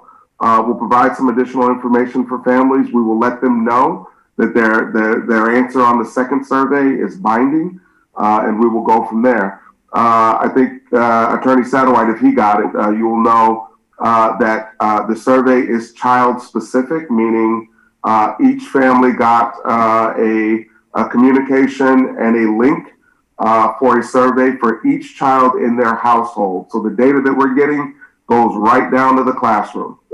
It's not sort of this broad survey, broad data that we're sort of guessing around who's interested and who's not. We will know specifically who it is. If I can just chime in. Yes, Member Satterwhite. If you're looking for buy-in, I think what I heard, and you can correct me if I'm wrong, but the district is prepared to do the minimum requirements from DESE or the CDC in order to bring kids back. And as a parent, when I hear that, I don't feel overly confident, and it makes me want to continue to do the online learning. Obviously, we're in a district where we have challenges with having old school buildings. We have challenges with the overcrowding. These are all things that we had challenges with prior to COVID. So it's not like it went away. So, that's what I hope families, realize when, we're saying, listen, this is the guidance we're getting, and we're going to meet those the guidance, but, we can't build a new school building in a month and a half. You know what I mean? We're not going to find space and be able to house our kids in another location because we don't have the space. It's a very difficult position to be in, unfortunately. But as a parent, you're a parent, Dr. Tutwiler. You know what I mean? Like our kids are, that's what we have to protect them. So that's how I felt with the feedback. Just so you know, and I'm going to tell you, probably a lot of parents felt that way. So you're the feedback you're going to get from the. No, I always appreciate it and I embrace it. And where it's helpful, I respond.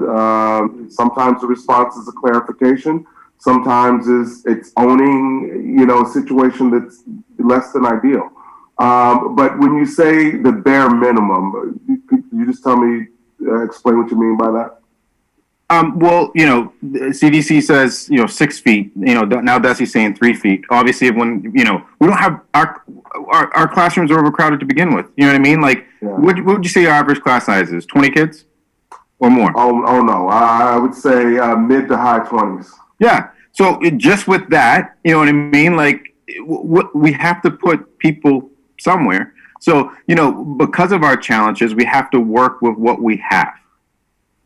That's true. And I will also just underscore for you the 3 foot physical distancing. While some people might look at it as doing the bare minimum, there's a healthy amount of research out there that suggests that going any more than that, going to 4 or 5 or 6 feet doesn't actually yield a safer scenario in schools.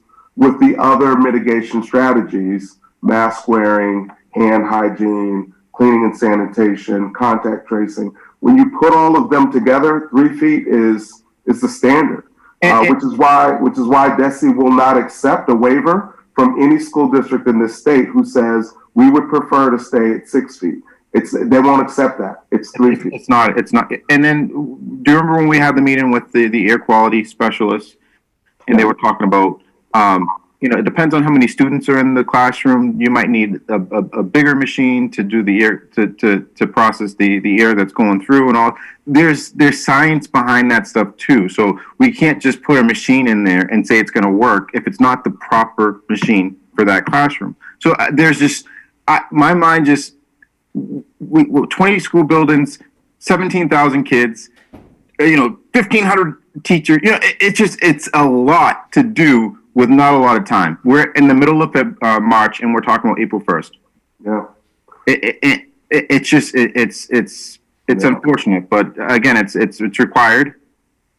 It's required and it's important, right? And I know that you all hear from families regularly. I do too, about the challenge of remote learning and issues around mental health and depression. The commissioner said, in his last call that he sees this as being, a big part of the solution around the mental health challenge that's being experienced by many young people across the state, just going back. And in some ways, I agree with him. I think, there's some other things that would be really helpful that we're planning for, but it's important. And so we are pulling out all of the stops. We are, moving forward again in a way that is prioritizes safety first. But I think our timeline is doable. And we're going to proceed. We have to invest in our youth, and that includes making sure we don't have 100-year-old buildings. So I hope this changes the perspective on that. I appreciate it. Thank you. Any other questions? No other questions. We're on to the next agenda item. It's 2 more agenda items. Ratification of votes taken in the Building and Grounds Subcommittee meeting. Yes, we had a motion to allow the school committee members, John Ford and Donna Capola, to meet with 2 members of the city council to discuss the old Marshall Middle School property today. So we voted to send it up to the full committee. So there's to the recommendation from the subcommittee is that Member Capola and Member Ford would then meet with the 2 members of the council to address that issue. Is that correct? Yes. Is there, I'll put it in motion form to the committee, full committee? Yep, put in motion form. Okay, so that, there's a motion made by Member Gately that Members Ford and Capola will meet with 2 members of the council to discuss the Marshall Middle School issue that we've continued to talk about. Is there a second? The second. That requires a roll call. Mr. Castellanos? Yes. Ms. Capola? Yes. Mr. Ford? Absent. Ms. Gately? Yes. Mr. Nicholson? Yes. Mr. Satterwhite? Yes. Mayor McGee? Yes. Next on the agenda is ratification of votes taken in the personnel, the personnel subcommittee meeting. Mayor, I don't remember the exact wording, and maybe Deb could read that wording to that motion back, or Lorraine, who made it. I will read it back. I make a motion not to make the certification in EL part of the qualifications to serve as a kindergarten teacher in the Lynn Public Schools.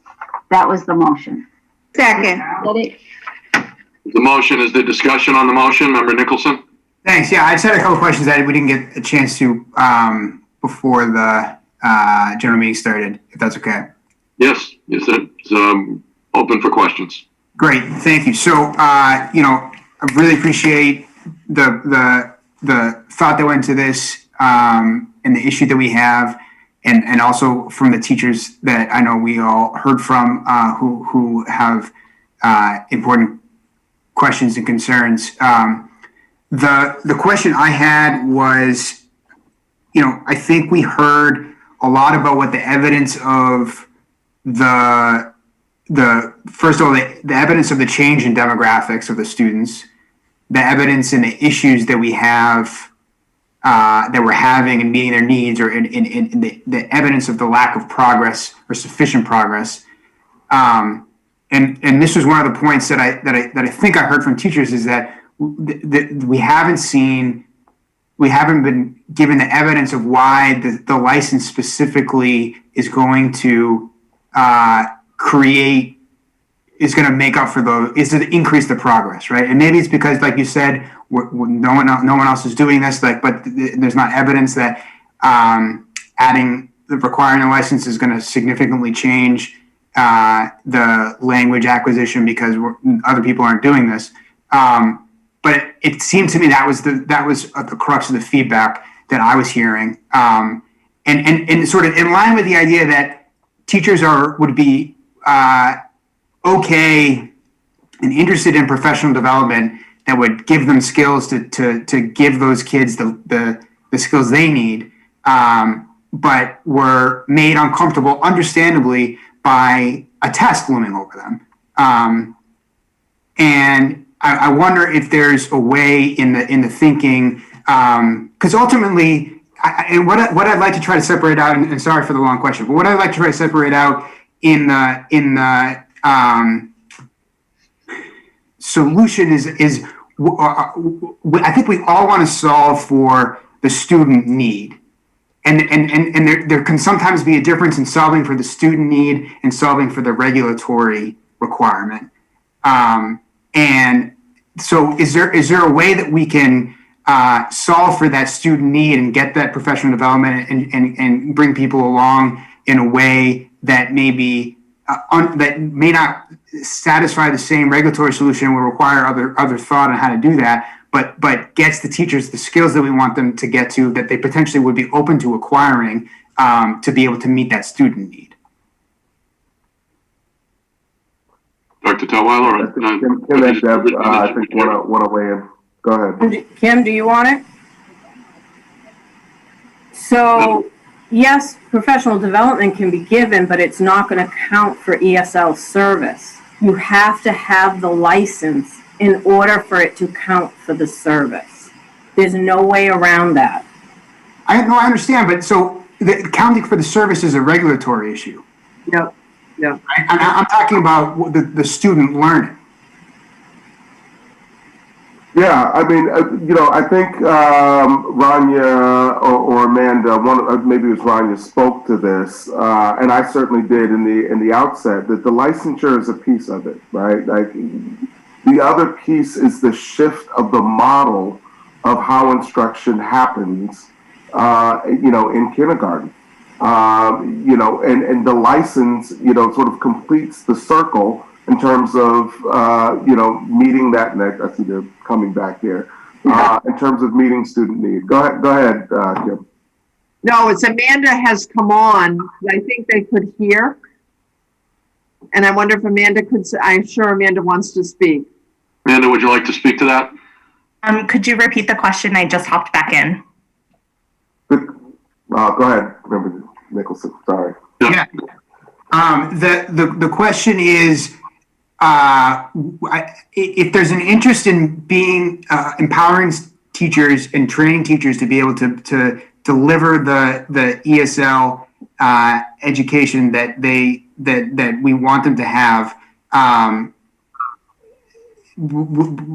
without requiring a test for them to be able to practice the skills that they are being given, sort of the to separate out the regulatory requirement of getting a certification and from the actual skill that we're asking them to demonstrate and practice. Because the sort of lead into that was we have great evidence of the changes in demographics. We have great evidence of the failure to make adequate progress. But I don't think we've seen evidence of this specific license is going to increase the progression of language acquisition. Sure. So it's a bit twofold to your first point. Obviously, we have done a lot of work around how to support our English learners, and that's specifically geared towards their content acquisition and their content knowledge. Because the teachers that primarily participate in that are our sheltered English immersion teachers, our SEI teachers who are delivering content instruction. There is, so that's one half of our programmatic options. The other half then is the language development piece. And when we talk about that, obviously, teachers can become quite skilled in that by by training. But of course, we would want to be able to see the benefit of that training by being able to count those services that are being delivered as actionable minutes according to DESE. And while we know that just passing a test doesn't make anybody a better teacher, we do believe that it demonstrates like a foundational knowledge about second language acquisition. There are some questions in terms of theory about how it works both when you acquire your first language and how it's different from your second, as well as some practical application of that knowledge on the MTEL. And so we believe that being able to pass that, in addition to the coursework that we would provide for teachers, it would demonstrably allow teachers to effectively deliver language acquisition skills to our students, and that it would also then therefore count for our DESE regulatory side as well. You know, and I appreciate the answer. I mean, I think it's still, we're getting back to the idea of what counts and what doesn't count. And part of, I think, what the position that the state is putting us in is that we have all these ESL students, and right now they have required a separate licensure, which is meaning that in a lot of times they're thinking of different staff providing these services. And in order to meet that financially, we're having to retrain staff that we've hired when we're looking to get the ESL skills. And if I wonder if there's a way for us to be able to sort of in line with what you were saying about how you can pick up these skills or learn the theory. I mean, the taking a test doesn't, you can learn the theory without having taken a test. And is there a way to work with DESE to show that we can provide the content that isn't requiring a test within a certain amount of time? So the tricky thing about the DESE mandated minutes, and Rania spoke a little bit about that at the beginning, is that it is so deeply rooted in providing access to language acquisition, because we know that our ELs are typically marginalized and underserved in our public schools.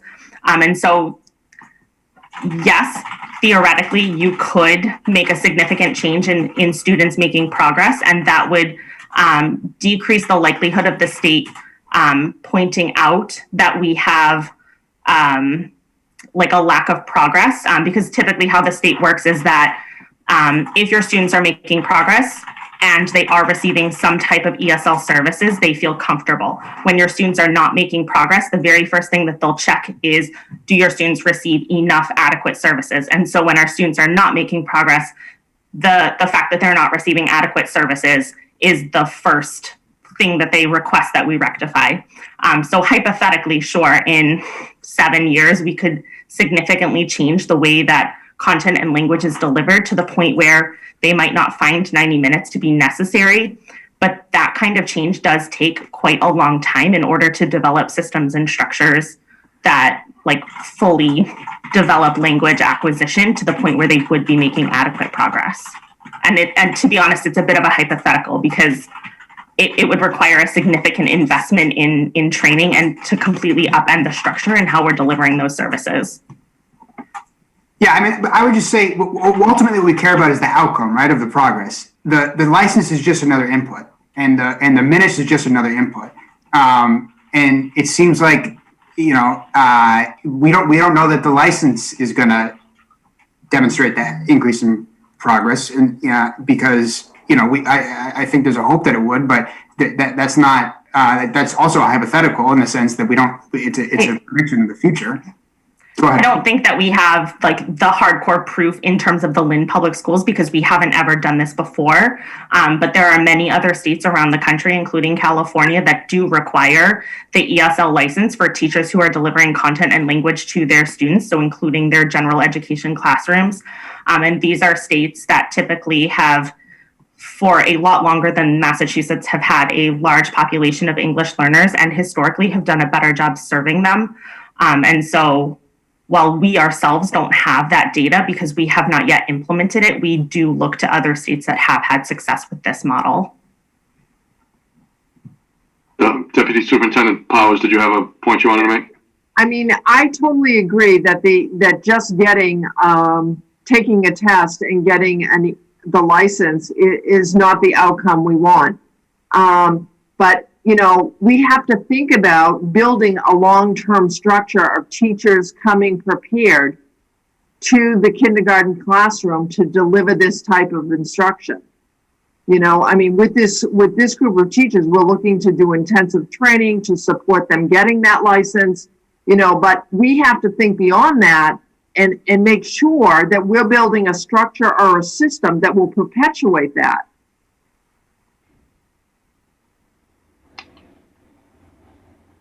Member Castellanos? I want to just thank Amanda for your time, you explaining your, that's very, very well put. Deputy Powers, Dr. Tutwiler, I know we talked about this, and I've done a lot of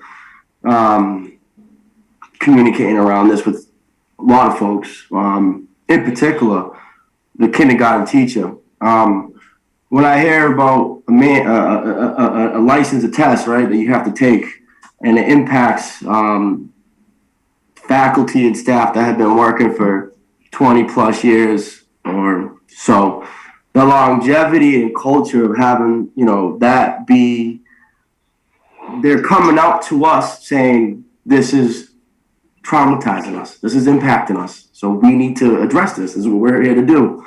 I got a couple letters. One of the letters that I got was it was from one of your seasoned kindergarten teachers, and she pointed out, in my years of teaching, I have enjoyed and continue to enjoy working with students of various educational abilities, and I plan on to continue working and serving in the diverse community for many years. She plans on sticking with us. But she's right, because they feel that teachers at this time in their careers and at this time in our society to participate in a test that years ago they were not expected to take is a bit unreasonable. Well, they have no issue in attending additional professional development courses to better themselves, but they feel like their teaching abilities, they're asking the administration to reconsider the changes to the job description for current kindergarten teachers. Longevity is important. And I understand reform. I understand the competency. I understand, Amanda, when you put it, you said there's a reason why it's on there. But there's also important, there's a respect. And I understand the systems change that we're trying to implement. And I liked how Attorney Satterwhite did put it out in a structured frame to say, why 2 years? You know, why not develop a negotiation or some sort of way to work it out? But it was a hard, this is not, you just know there's no movement there. I'm not going to support that because I don't really think it's fair to the teachers. And I want to explain that as I vote when we do put this out for a vote. But I do appreciate and understand the impact that we need to figure this out. I like the grow your own model, the recruitment piece of that. There's alternative ways to figure out compliance. Again, we came back, I think a member Capola brought this up, the way we started to discover and unravel this was a little bit,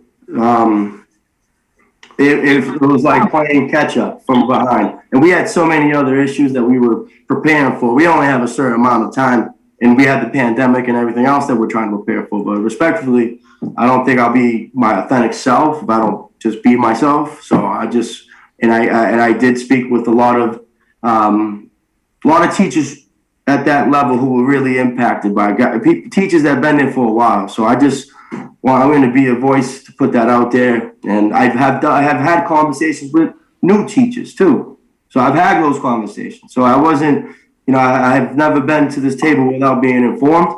But I just think at this moment, I've had a lot of time to think about this. But yeah, thank you. I see Member Satterwhite has some, and Member Capola, but I have a couple of questions I haven't yet had a chance to ask. One, I'd like to know exactly what this, we're talking about the training and the support to for all the teachers that would be required to get this within 2 years, get the certification. I'd like to know what that looks like or what that entails and how the support would be there for the teachers to get this. Secondly, if this does not get implemented, where does that leave us in terms of the students? I think that was identified from the beginning.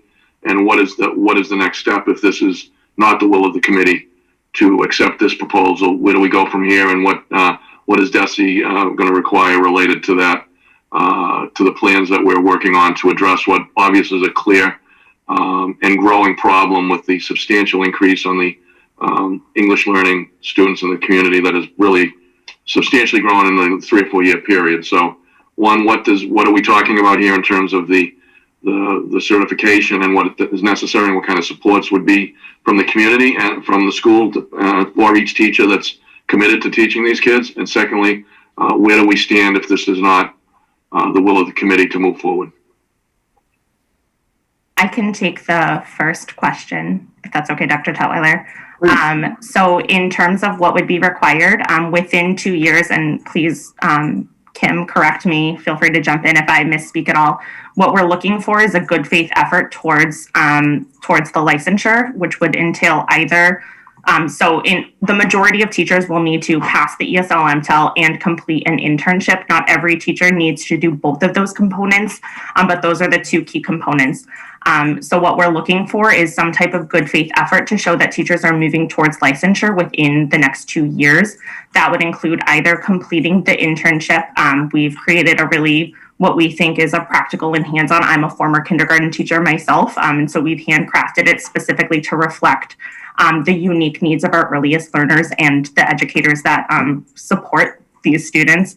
The other option would be to take one of our professional development opportunities, ESL Essentials, and I'll touch on what those are again in a second, or to take and pass the ESL MTEL. So all teachers would have 3 different ways to show that they're making a good faith effort towards licensure. In terms of PD, again, we would have 3 options.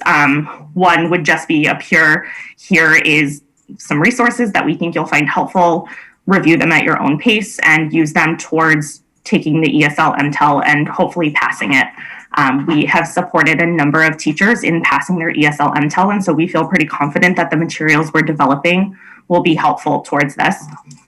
The other option is on the far extreme is a 67.5 PDP, full out, fully written, really supportive coaching support, office hours, materials, a textbook. Like if you really want to dig into the work and you want to take this course, that's considered good faith effort towards acquiring the license in the next 2 years. And then in the middle, we have more of a 15-hour option where teachers will receive the same kinds of resources. There will be a couple of checkpoints along the way, but it's not quite as intensive as the 67.5 hours. And that will be the cost on the school administration. That's not a cost that, as well as support, complete support for those teachers. Is that exactly? Yeah, we've already allocated funding towards purchasing textbooks for them and for the development of the course, as well as the instructor will provide the course at no cost to teachers. And LPS will pay for the cost of taking the state licensure. Yes, thank you, Kim. That's an important component. We've also identified funding in order to cover the cost of the MTELs. And I guess as a follow-up question, I think Dr. Tutwiler, you might want to respond to the second question I had. I know there's feedback from some of the members here related to those teachers that feel impacted and negatively impacted by this. Is there an indication of what the feeling is across the spectrum of the kindergarten teachers related to this proposal and how it's being received? Or is it reflective of... I've not surveyed them, and I've spoken to, I've spoken to a couple directly. We're in close connection and communication with the union president, and some things have been channeled through that partnership. And so I can't say universally what the feeling is across all of them. I can't. You know what I also can't say, Mayor, and I don't think anybody on this call can. I also can't say universally how the parents of English learners would feel about this decision. I'm only hearing how the teachers feel. We have law. We have recommendation for minutes from DESE. We have an approved corrective action plan where they applaud some of the movement that we've made in the district already and what's proposed. And so, I think, there's got to be a balance here. And listen, everyone knows that the district will rise or fall on the backs of our direct service professionals. I've said that many, many times, and I respect and appreciate all that our kindergarten teachers and their paraprofessionals and all of our educators do on behalf of students. But as we laid out in the beginning, the district has to shift with its student body. And we've not made that shift. And what we're on the precipice of doing is keeping a model that has not, over a period of years, worked for those students.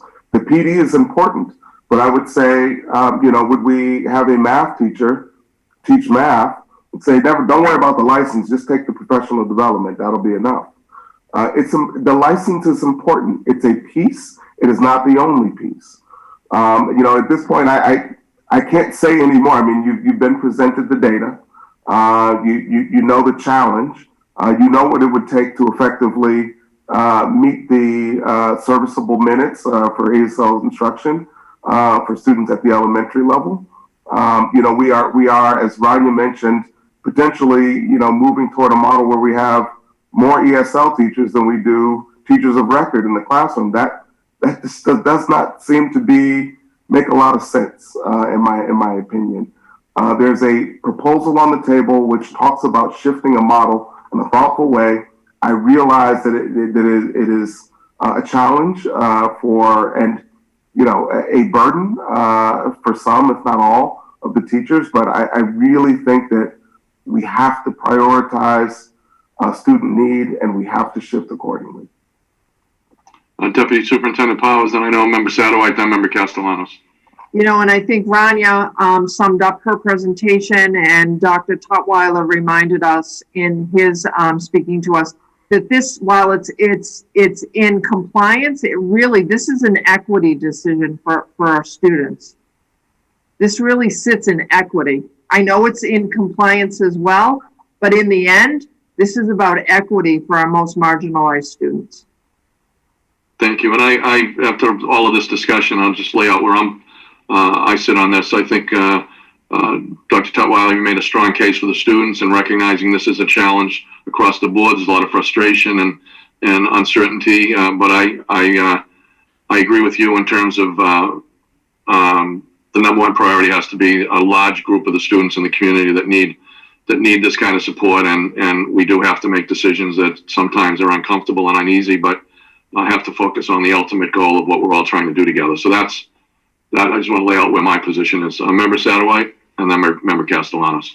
Thank you. As a special education attorney, one of the things I look for is to make sure that districts are in compliance with what needs to be done for the students that need, obviously, the assistance, making sure that they're complying with the IEPs or providing IEPs.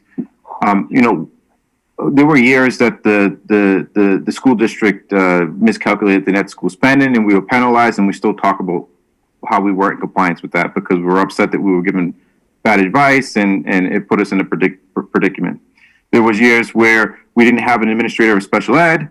We had one that was in an acting capacity, and we weren't in compliance with the IEPs and all those things, and it kind of put us in a bind. We're now being told that we're not in compliance with an important component of for our EL students, and we're just not going to do anything about it, which doesn't make sense. So, had I not had the legal background that I had, or had I not believed that there was a probability for us to somehow work out something to take obviously the educators into consideration, then I would definitely be on board with on the same level with Member Coppola and Member Gately, but we have to do something. We just can't not do something. And that's the issue. We have students that need to progress, and what we're doing is not working. Okay. And so there's a twofold here where if someone that has an ESL licensure provides instruction for a certain period of time, it's going to give us what we need for not only what DESI's looking for AL students, but it will satisfy another area so we don't have to hire another 100 teachers. That $7.5 million could be used towards something else. I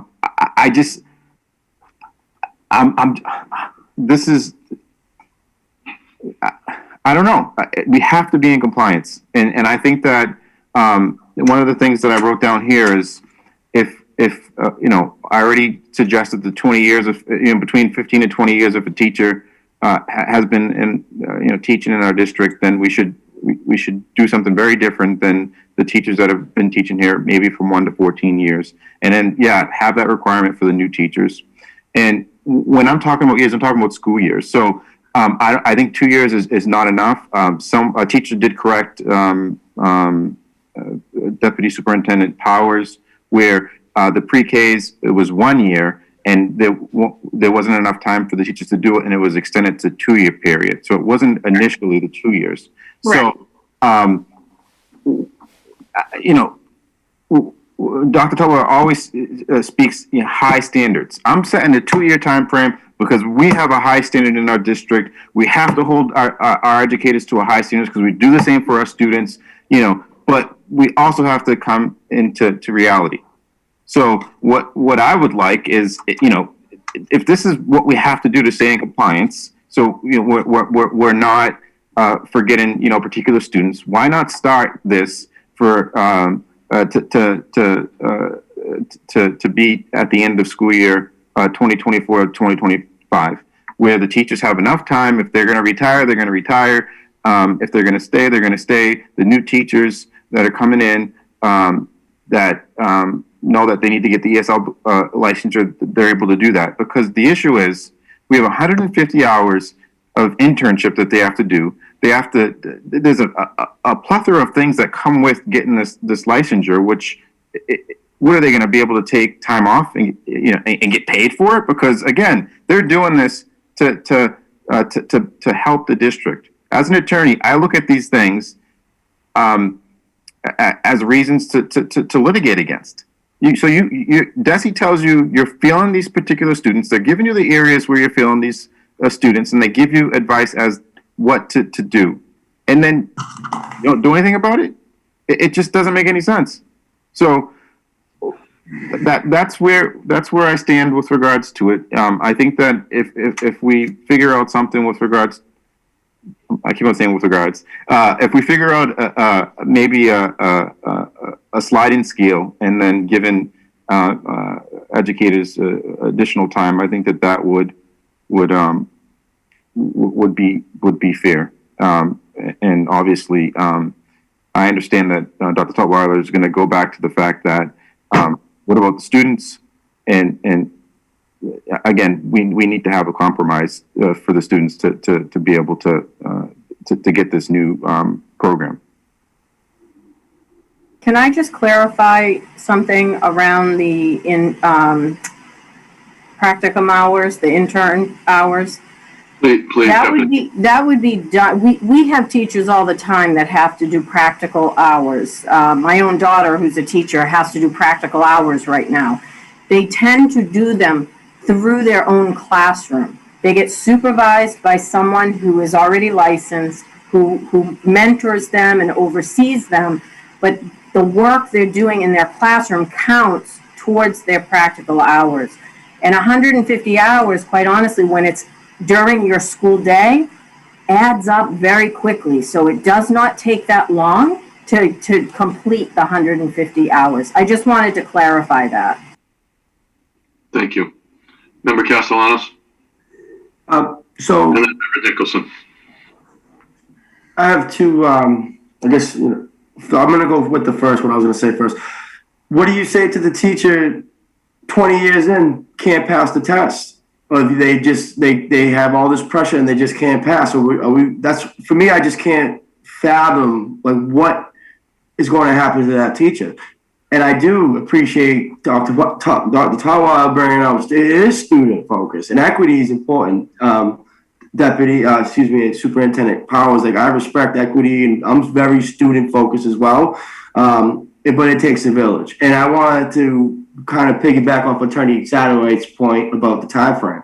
Like, if I feel like if the time frame was adjusted and we wouldn't have it as a hard 2 years, it's a whole nother conversation. But that 2 years, for me, it seems it's just a little bit. Why wouldn't we be able to have a slow and steady phase in, like a scale? Like, I just feel like I just don't. If folks are just, and I'm just frustrated because this is it's frustrating on both sides. But it doesn't seem fair. 2 years. I just don't see, when you look at longevity and staff and teachers, I just don't really, the teacher's livelihood, when you look at just the whole role, I understand students and the teachers, it's a village, but that test, that mandate right there is just going to cause a lot of problems. And I understand that we're looking down the road, but at the cost of teachers, am I the only one that's seeing that? I'm not even, no disrespectfully. I just want to know, like, it's frustrating. Amanda, you want to speak to that? Sure. So in terms of the ESL MTEL, my office has supported dozens of teachers over the past 4 years, multiple dozens of teachers in taking the ESL MTEL. And I don't think to date we've ever had a teacher that we've supported that has not been able to pass the MTEL within, I would say the average is maybe 1 to 2 tries. Many people pass it on the first. If you need a second, I don't know that we've ever had a teacher attempt the MTEL multiple times. I think the other component that's important to remember is we have also received a lot of feedback. It's been pretty varied. And while there are some teachers who are concerned about being able to pass the MTEL or take the internship, we've also had a number of teachers reach out and let us know how excited they are about this opportunity. Many people view it as an opportunity to, at little to no cost for them, gain an in-demand license that makes them really, really valuable to be able to access opportunities that they may not otherwise have had access to. So we have received absolutely the same concern that school committee members have received as well. But we've also had a number of teachers be really excited about the opportunity to see the benefits that it offers their students and to feel really excited about the opportunity to obtain the ESL MTEL, which again, it's an area of high need. It's a great and growing field that people are excited to learn more about. In some cases, you're able to pay off your student loans and receive some loan forgiveness if you have the ESL license because it's an in-demand field. So we have received a lot of feedback where people are excited and really enthusiastic about this opportunity. And I think I would be remiss if I didn't bring up, and I fully recognize, again, as a former kindergarten teacher, I've had these same things. I've experienced a very similar situation. I don't discount the challenge that it is to have to navigate a new licensure structure. But I also think that there are a fair amount of people who are really excited about the opportunity to pursue something new like this, especially something so marketable and in demand. Thank you, Amanda. Member Nicholson? Thank you, Mayor. I wanted to ask about something Ms. Campbell said that I thought was helpful and something I just want to understand better. So the requirement is that people are making a good faith effort within the first 2 years. So if they're doing the professional development, they're taking the offerings that you're providing, and they don't pass the test, then they're going to stay in their positions. Is that right? That is correct. So correct. How long does that last for, the good faith effort, if they continue to make a good faith effort? We haven't really talked about it beyond the first couple of years because, like a number of people have raised, we acknowledge that baked into the MTEL process is the system of good and bad test takers. Unfortunately, it's a system that rewards people who are good at test taking, who can remain calm under pressure. And so we understand that, and we know that going in cold and in a high pressure situation, you may not pass that MTEL on your very first try, which is why we wanted to provide a number of opportunities for people to be able to demonstrate that they're moving towards it. So we truthfully haven't talked about it beyond, I think, the first 2 years, because there are only 3 components to it. So after the 3rd year, what is the good faith effort? If you've done the internship and you've taken coursework, it's our hope. And again, as I said, we've mentored a lot of teachers through this process. We do feel confident that if you are doing all of these components, that you will be able to be successful on the ESL MTEL. But like I said, we want the process to be more about moving towards proficiency in second language acquisition rather than just the holding of, a passing score on an ESL MTEL. Yeah, and that's really important to me. And it makes it, and I think makes a difference in terms of the consideration, because if you're counting a good faith effort, the scenario that we want to avoid is somebody who is a great teacher, has 20 years of rich experience, learns all the skills that we're asking them to learn because they've done the internship and they've taken the professional development, and their taking days are not what they used to be, or whatever. They are under a lot of pressure financially, and the pressure makes it hard to, when they're taking a test for their job, the pressure gets to them. I think that's a scenario we want to avoid losing them, because that hurts the students in the end. If you're talking about a teacher who's great, who has mastered these skills that we've asked them to do, and then we lose them because of a test. So I think it makes a difference, the fact that the good faith effort is something that we're going to allow.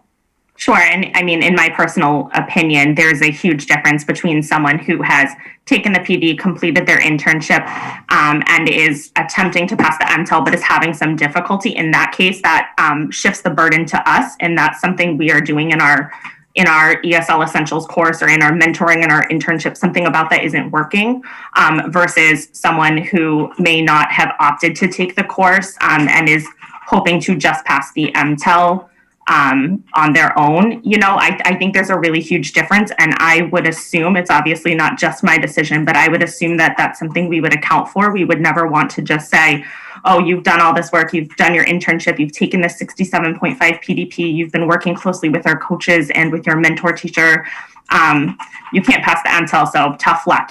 That's not really the attitude we're attempting to approach this with. And while we don't necessarily want to do everything case by case, there are, of course, situations that we would want to be cognizant of and work really closely with the teacher. That's part of the internship process, is developing a close relationship with a professionally licensed ESL teacher, whether that's an administrator in our office, one of our coaches, or an ESL teacher within the building, and that potential ESL teaching candidate, in order to identify areas where they might need some additional support, whether that's in the theory, in the background, in the application of it. Those are all different sections on the ESL MTEL. Thank you. I just have a Member Capola, then Member Sadoway. Okay, I do acknowledge, looking at your data, that their progress has gone down since, for some time. We've always known the ELs have struggled, but they all don't come in kindergarten. They come in across the board, right up through all of the grades. So it's, you're not talking about just kindergarten now. So eventually the whole system is going to, the teachers might as well be prepared. Don't work in Lynn unless you're going to have that license, because it's not going to be. But the problem I have with it is they don't agree with forcing, our kindergarten teachers in a corner. Either you do it or you get out. The plan you put forward saying that everybody has to do this, I don't agree with. I think that there should be some voluntary in it. There may be people that absolutely, like you say, Amanda, want to try that. And, that's an option. But I can't believe that teachers that have been there 20 and 30 years, that their classrooms aren't showing great scores in them. I can hardly believe that. I don't believe it. But I want to say shame on the administration, because whose fault is it on the equity? You people have been put out there 15 minutes when the DESE people told you it's got to be 45 to 90 minutes. We're always out of compliance in Lynn. I don't care if it's sped, it's our ed plans, you know, and some kid is supposed to have 2 days of speech and whatever service, and then they get 1 day a week of speech or service. It's not right. I mean, this just seems to be a continuing problem that there's no excuse for it, and to put it on the teachers like it's their job to straighten this whole thing out, that you people all have the data on and should know better. But it's really disappointing to me. But in particular, I mean, I don't want to say mark my words, but I hate to say it, but in 5 years, this system is not going to be able to attract teachers to it. It's not going to be easy. It's going to be extremely difficult. And I'm really concerned. You know, Salem State, I love Salem State, but they're struggling right now. And many of the students from North Shore aren't going over there to Salem State. They're being recruited.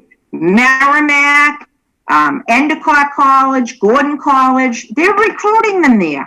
You know, you say that you're working hard at that, but honestly, it's a problem. And, you know, how come always when charter schools open, those teachers weren't even licensed? We know for a fact that so many of them didn't even have bachelor's degrees, master's degree, didn't have teacher's license, and everybody raves at everything that's going on in those schools.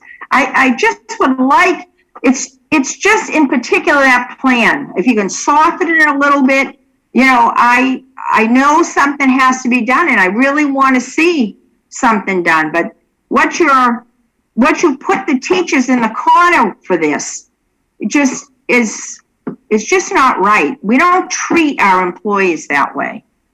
Dr. Tutwiler, Member Satterwhite, then You know what? Some people might take offense at Ms. Coppola, what you just said. You know, Superintendent, shame on you for not responding sooner or reacting in a different way to this data. You've had it. I already feel that burden. I already carry that burden, which is why I'm adamant about making a change. I know what the data is. That's why we need to make a change. And frankly, it's a change that it can't be done in the superintendent's office. It has to be done in schools with the people who are the most important as it relates to moving the needle on student learning and growth, and that's with teachers and staff. And so you'd say shame on me. I take that. I embrace that. I already own that burden.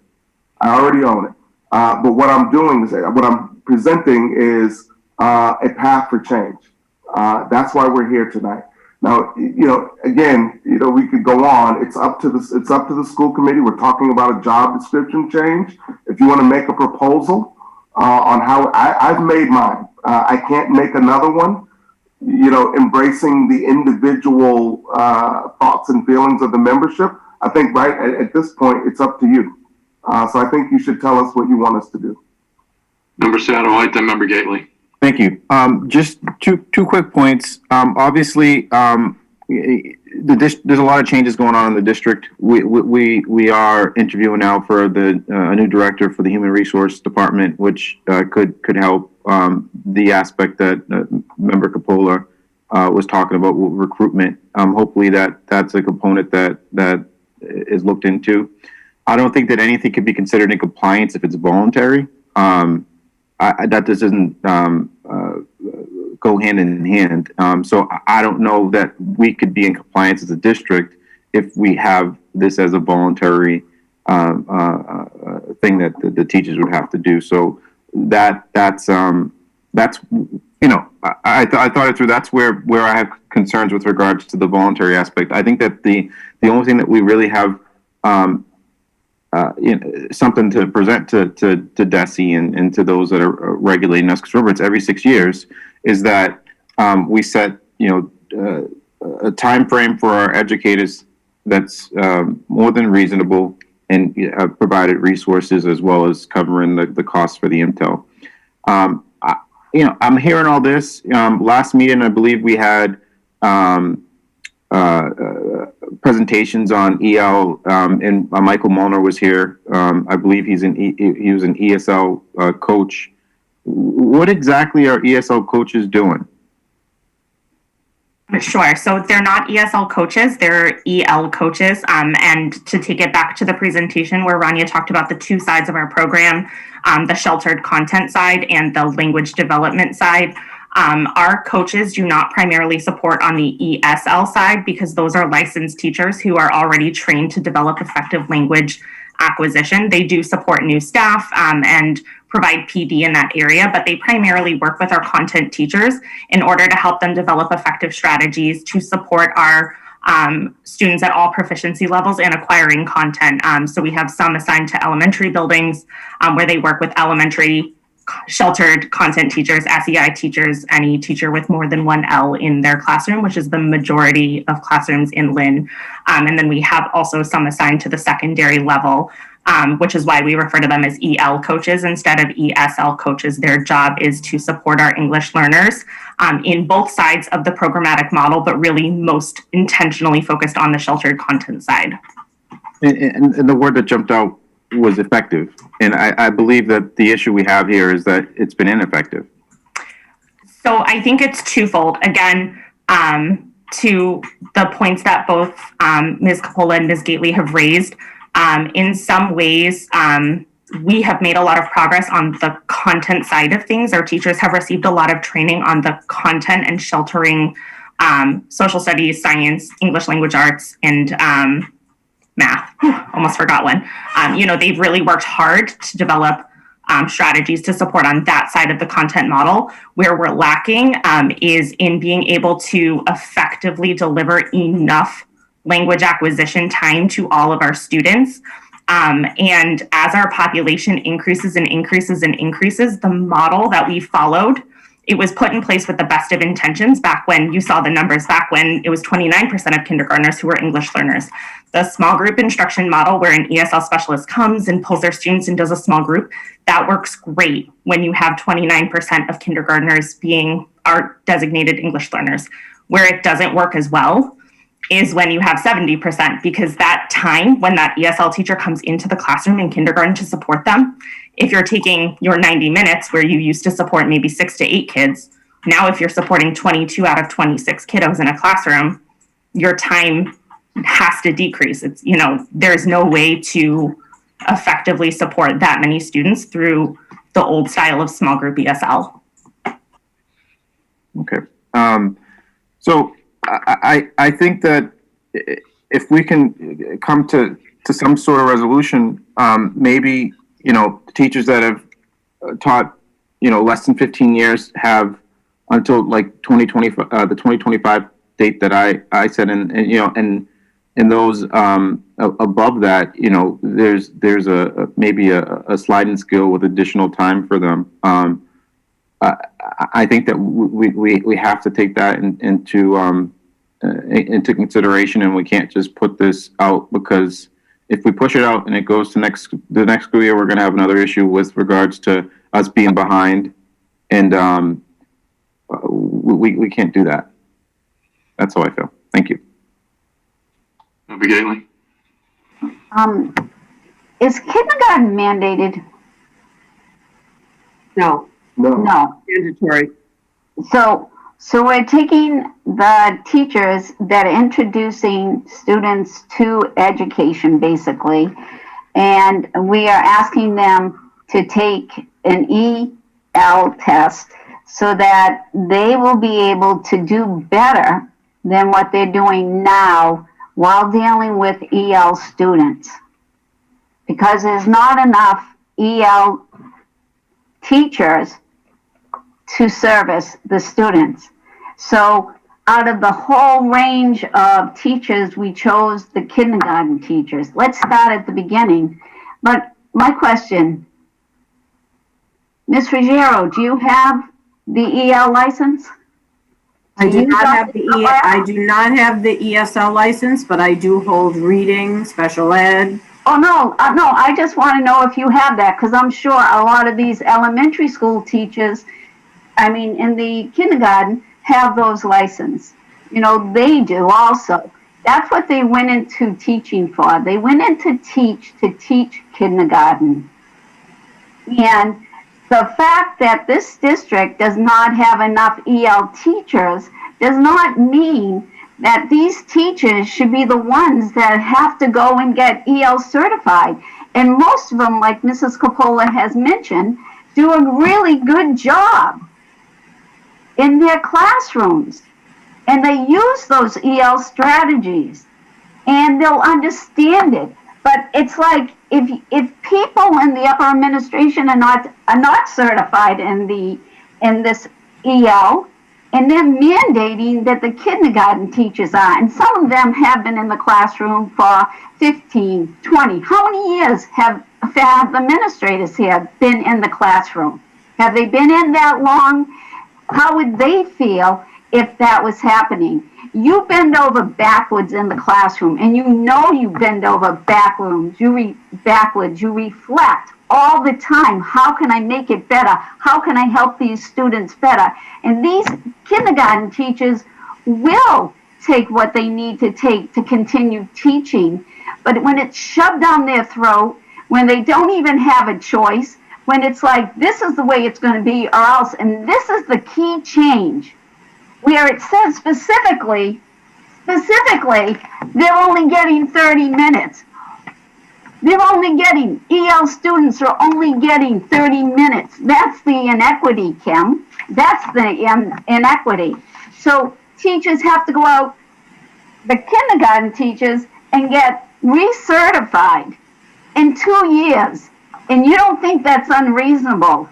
And you don't think anything of it. It's like, oh, heck, just go. Let's go. Let's take the 150 hours. Let's change your mind so you'll understand the students, which you most likely will. And you are providing the professional development because you're making darn sure that we don't go to Salem State Collaborative for it. So you're providing that PD.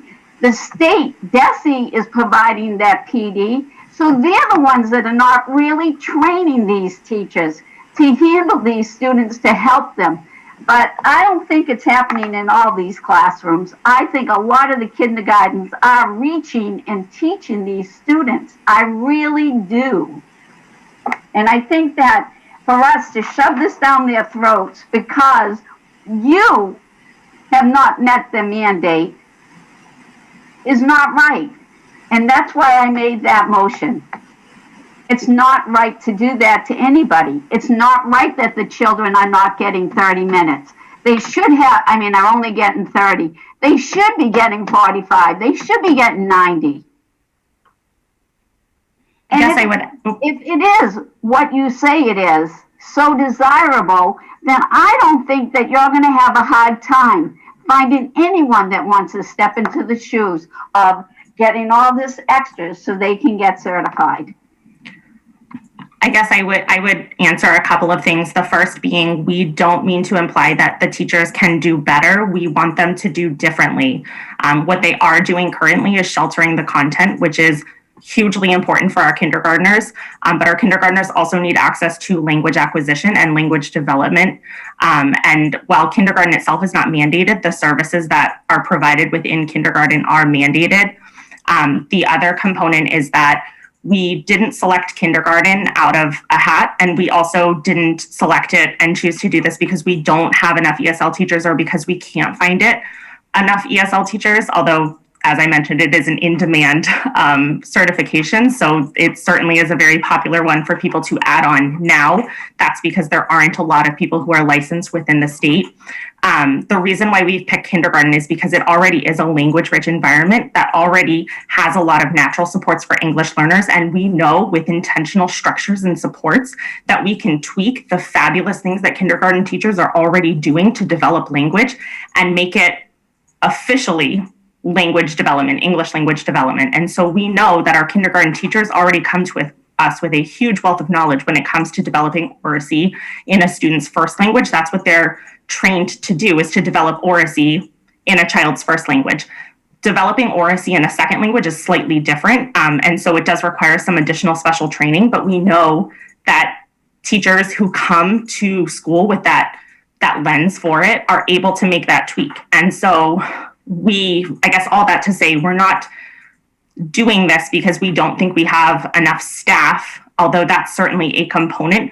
We do this because we know that it will bring our kindergartners greater access to oracy development that's specifically targeted to second language learners, which is different than oracy for first language learners.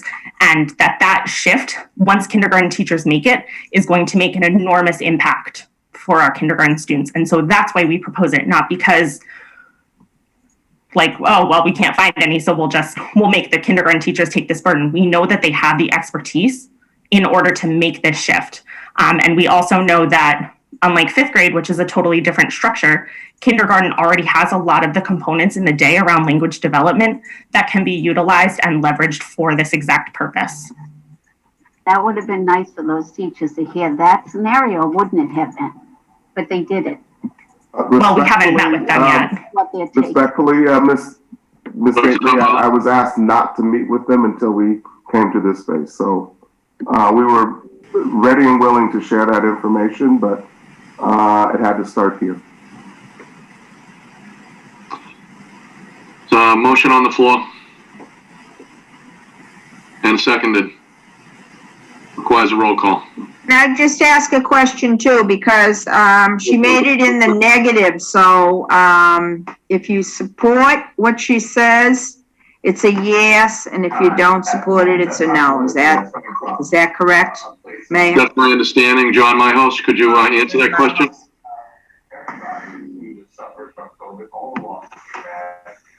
John? John? Unmute.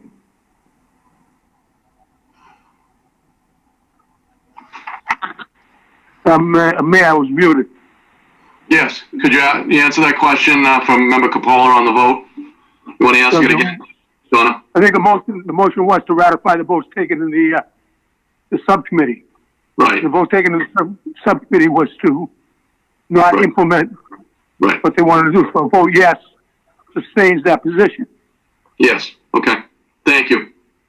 Thank you, Member Capola, for clarifying that. And just to clarify, if Yes. it's no, it goes back to the committee, the subcommittee? No, Mayor.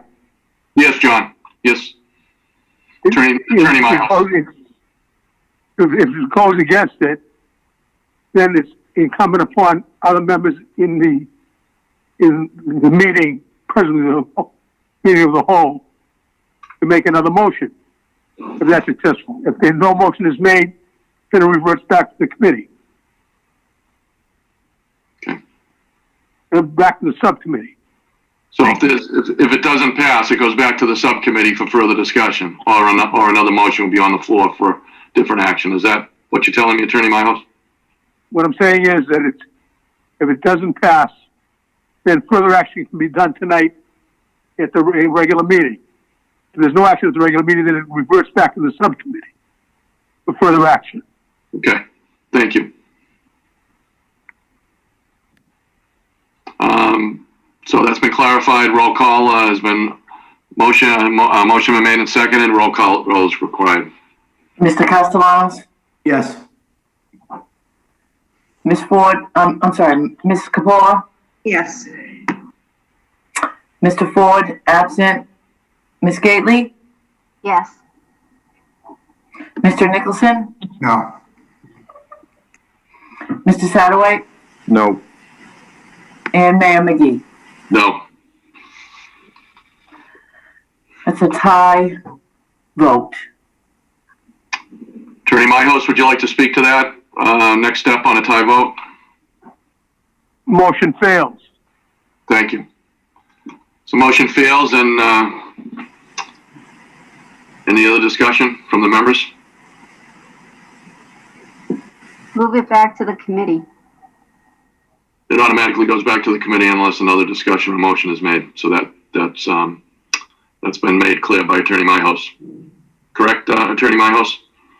Correct, Mayor. Thank you. Seeing no other discussion, the motion has failed, so that will go back to the subcommittee at this point.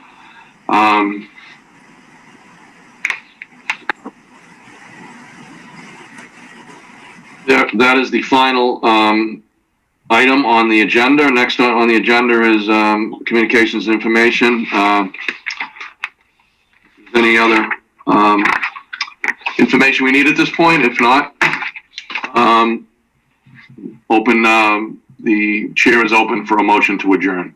Motion to adjourn. Second? And Roll call required.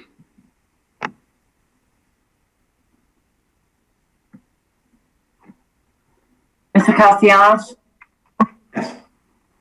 Ms. Capola? Yes. Mr. Ford, absent. Ms. Gately? yes. Mr. Nicholson? Yes. Mr. Satterwhite? Yes. Mayor McGee? Yes. Motion adjourned. Thank you all. Good night. Have a good one. All right.